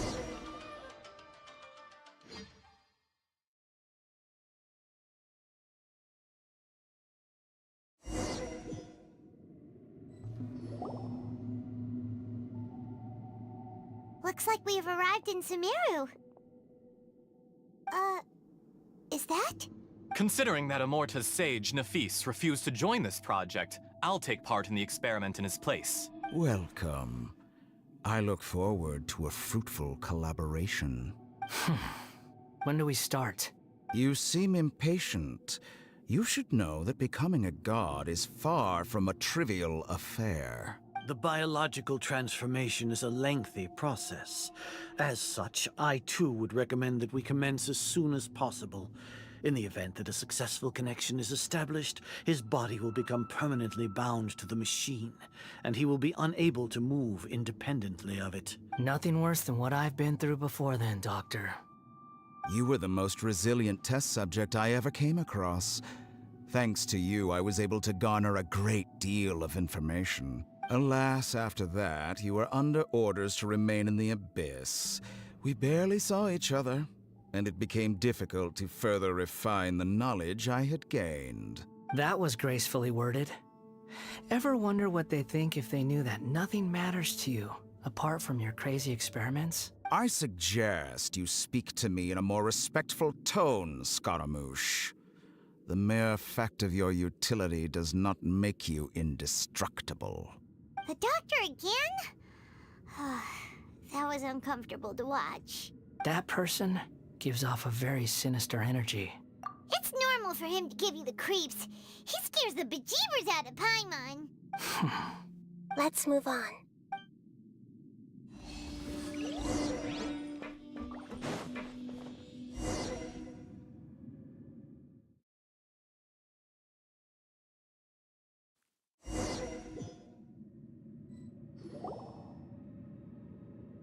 You're a god. Do you think I'm evil? If you accept that he is you, just as you are you, then yes, you are evil. In your eyes, are there any differences between humans and puppets? Do you think there are any differences between your present self and your previous and future incarnations? If not, then what are the differences between humans and puppets? Whoever has tasted the joys and sorrows of life in the human realm is human. Whoever has loved and lost, cried with grief, howled with rage at the tragedy of death that eclipses the miracle of life, they are human too. I've seen enough of my past. If possible, I'd like to reclaim the sins that are mine to bear. No matter the consequences, I won't run from blame or punishment. Whatever I am due, let it come to pass. Can you return my memories to me? Huh? But won't that mean you'll lose your current identity? I've always believed that human lives follow a set of rules, with each person being a collection of past experiences. As a puppet living in a human world, my life is subject to the same rules. Regaining your memories means reverting completely to your previous incarnation. All the emotions that you discarded will return to you. Are you sure you want to do this? I've lived with the void in my chest my whole life. My creator didn't need me. And ever since I awoke, I've just drifted from one place to the next. But then I met you. And I finally realized that reclaiming my missing sins might be my one opportunity to become my true self.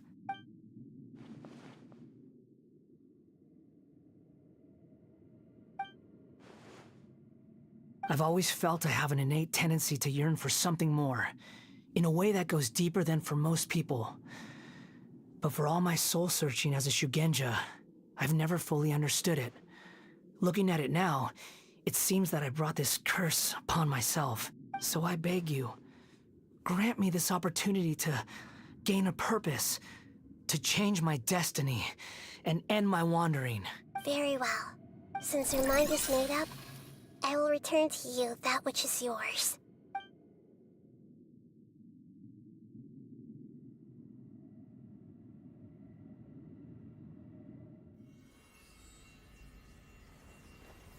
You have made your decision. Now, take this.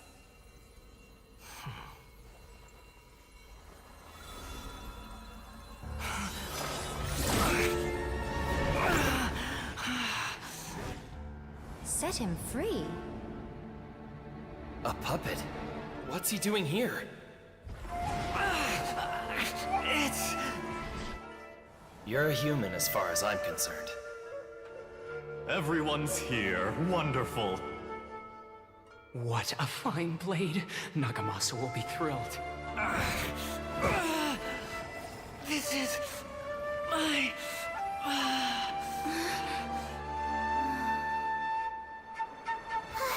Is he alright?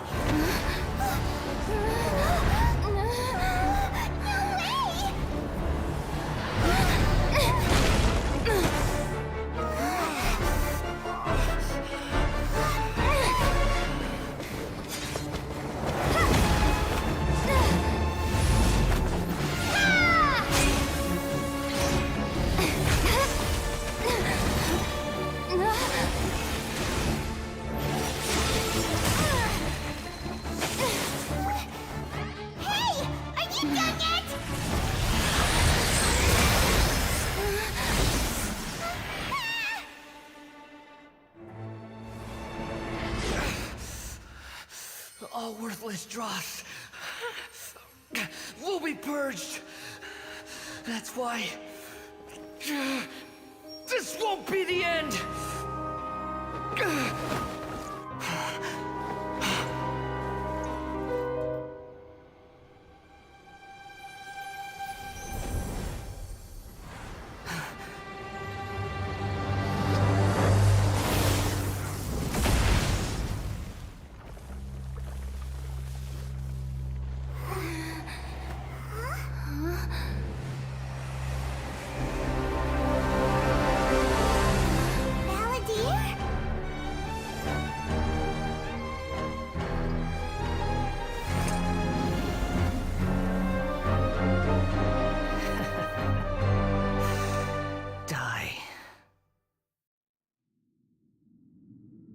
Oh shit. This is trying my patience.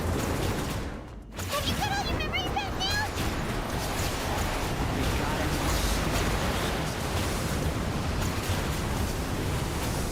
God damn, the lag is crazy.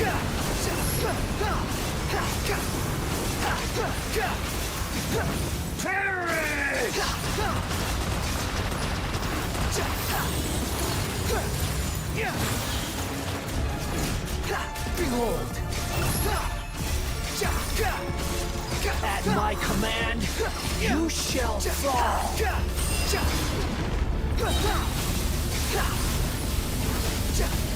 Unsightly insects!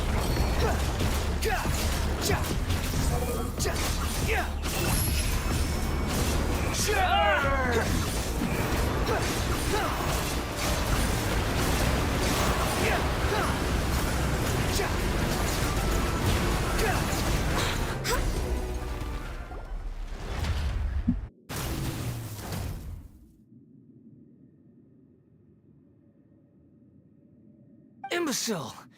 Get out of my sight. It disappeared. Did we win? What did you expect? I'd never lose to that. There's the tone of voice again. You're definitely back to your old self. Wait, but it was you inside that thing too. What have you got to be smug about? Sorry. I'm harsh on myself and everyone else. Just the way I am. You sound like you're concerned about me. But don't worry. Thanks to you, even if I didn't change a thing, at least I now know the truth. The memory recovery seems to have been a success. This dream has served its purpose. Come on. Let's continue this outside.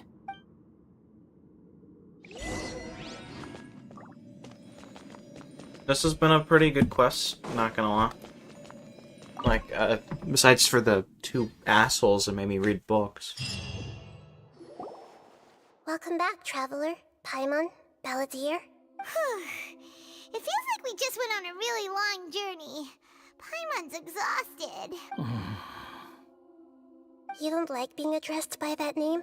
It's fine. But I was just thinking, I should probably change it. After learning about everything the doctor did, there's no way I can carry on using a name connected to him. I'm not planning on returning to the Fatui, and they wouldn't take me back anyway.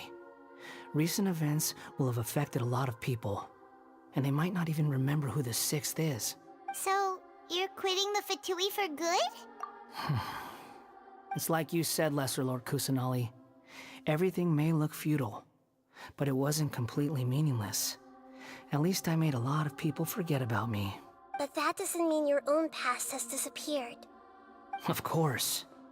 And your main goal, for which you gave up everything you had, you weren't able to achieve it. I hope you can see and understand that. Changing the world, changing the past, changing the fates of other people, these are not simple things to accomplish. What you are looking for is complete annihilation. But this is just a fantasy. Even if the Balladeer is removed from existence, the world will not heed your will. Indeed. How ridiculous. Do you regret doing all that when you've gotten so little in return? Even if I'm completely worthless, there's nothing in the world worth regretting. Lesser Lord Kusanali, you purposely left that information in Irminsul, didn't you? Yes, and I took pains to make sure that you'd acquire that information naturally. Why would you go to such lengths? You trying to win me over too? In all honesty, your past experiences have made you a useful asset to Sumeru and to me. Winning you over was indeed a part of my plan. But before that, I wanted to tell you the truth about your past. If all I wanted to do was use you, then I'd be no different from the doctor. Very clever. I guess you could say that's one of my virtues. Utility to others is what gives me worth. So if embracing my sins is what it takes to make me useful again, so be it. Oh right, I almost forgot. You're the good guys. You're into justice and all that.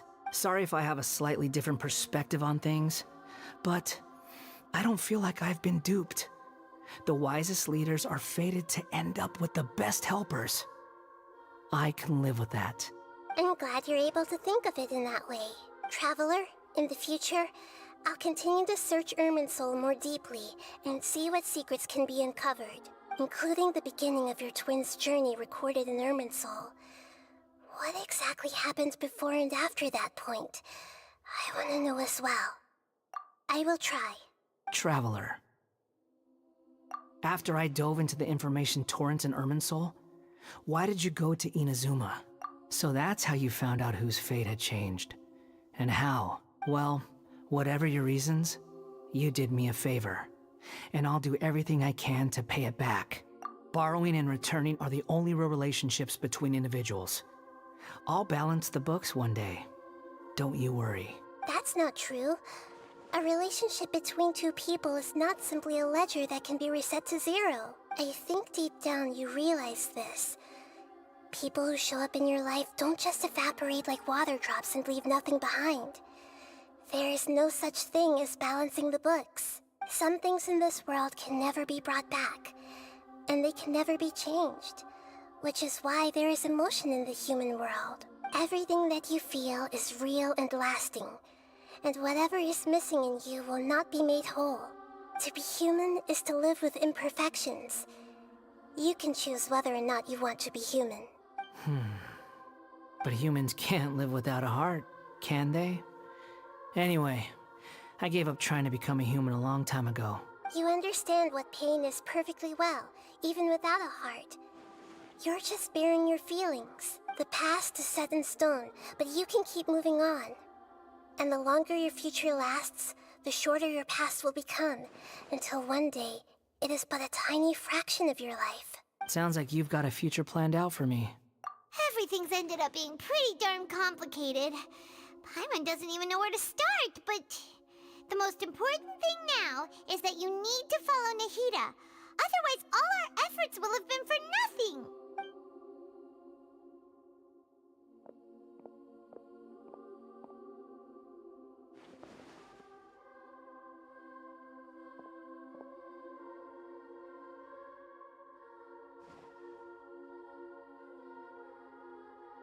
Then I guess I'll be helping you from behind the scenes from now on. I'm glad that you've accepted our proposal. Why don't you choose a new name to celebrate? Ooh! Paimon wants to pick an ugly nickname for you, too. Why? Because Paimon still doesn't like you that much. Then I hope we don't see much of each other in the future. A name is life's first gift. You didn't say it out loud, but I know that's what you're thinking.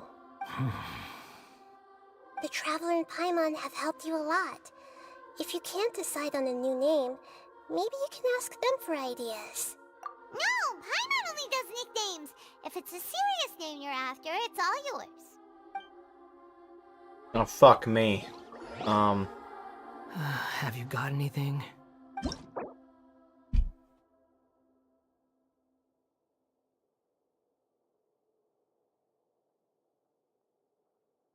Okay.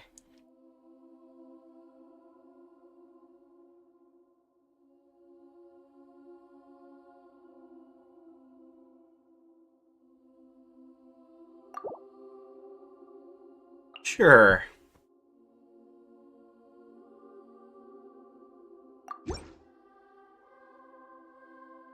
Are you sure? No. But sure. Oh, alright. If you say so. There. Now you have a name of your own. What about a nickname? Are you done yet? Still thinking. Stop rushing me! Take your time. I don't need to see you again until you've thought of one. Everyone who manipulated me and made me suffer will have to pay the price. You mean the Fatui? The doctor, at least. Now that your stance has changed, I believe your future path will change accordingly. But it won't be immediate. You still need some time to compose yourself. One more thing. There are still some descendants of the Raiden Gokuden living in Inazuma. Some of them know. Well, do they know? They ought to know about the connection between Raiden Gokuden and myself. I don't plan to leave Sumeru for the time being. If you see them in Inazuma, please tell them that I was the one responsible for the Raiden Gokuden's downfall. Even though the events have been erased from the world, they still deserve to know the truth. I see. That is up to you. Huh? But if we do that, then... It's fine. Let them stab their blades into my chest if they so desire. Maybe that's how it always should have been. What's that look for? Don't make that face. I know what I'm doing. That day will come. Alright. We're done here. Goodbye, wise deity. And you too. He's gone. What he went through today would have been like living an entire lifetime in an instant. He'll need some time to calm down. Yeah, true. But even so, after everything that's happened, he doesn't seem quite as fierce anymore. So we can finally go eat? Paimon is starving. Thank you both. I hope you will find somewhere nice to go and relax for a while.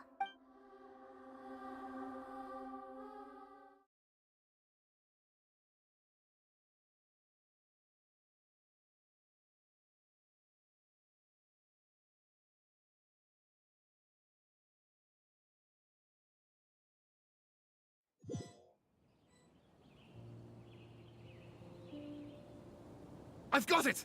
I can end my novel with some words from Mikoshi Nagamasa. I hate these people. You mean because everyone else in the story is dead? Yeah, I heard that Mikoshi Nagamasa died at a ripe old age. He's the perfect fit to be the narrator of the epilogue. The dark clouds had dissipated, but they continued to cast their shadow in Mikoshi Nagamasa's mind for decades to come. Then, one night, as an old man, he had a dream. On the night when that prized blade, the Daitatara Nagamasa, was forged, the people rejoiced, and there was painting, dancing, and drinking. All these expressions of joy melted down in the furnace fire and turned into red clouds that rallied around the final sunrise that Mikoshi Nagamasa saw in his lifetime. Life is a story too long to be told, a journey that you must walk to behold.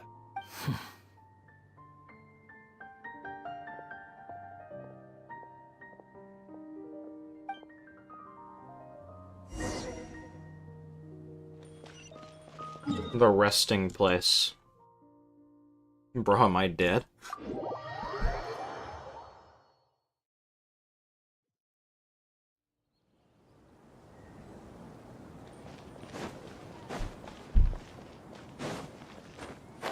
Man, I'm dead.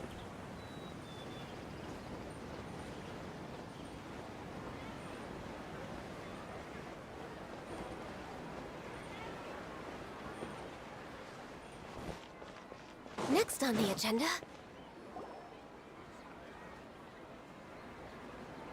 Whew, it's about time we had a break. As soon as you stop, all the tiredness and hunger comes rushing back. Wow, great! Huh? Look at the vase. Did someone break it while they were cleaning the room or something? But Paimon doesn't remember there being a cleaner.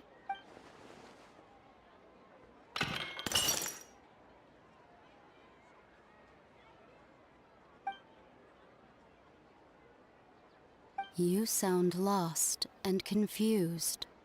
I know why you are troubled.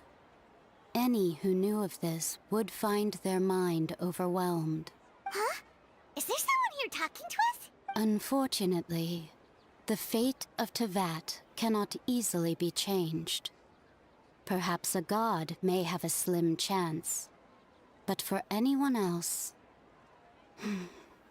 who can say?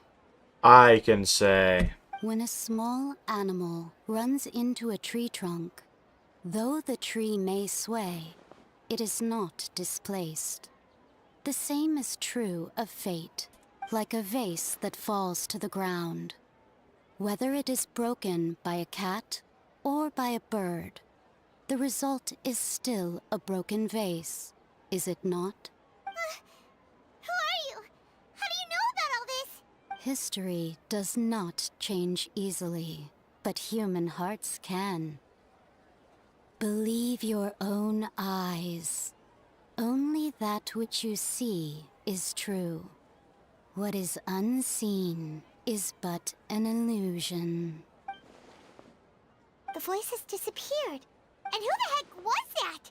And what were they doing coming out of nowhere and saying all that scary stuff?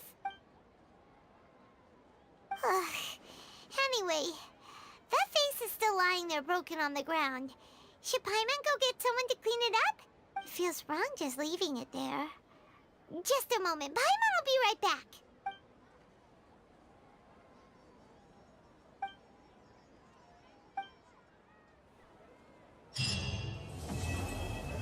Wow, we did it.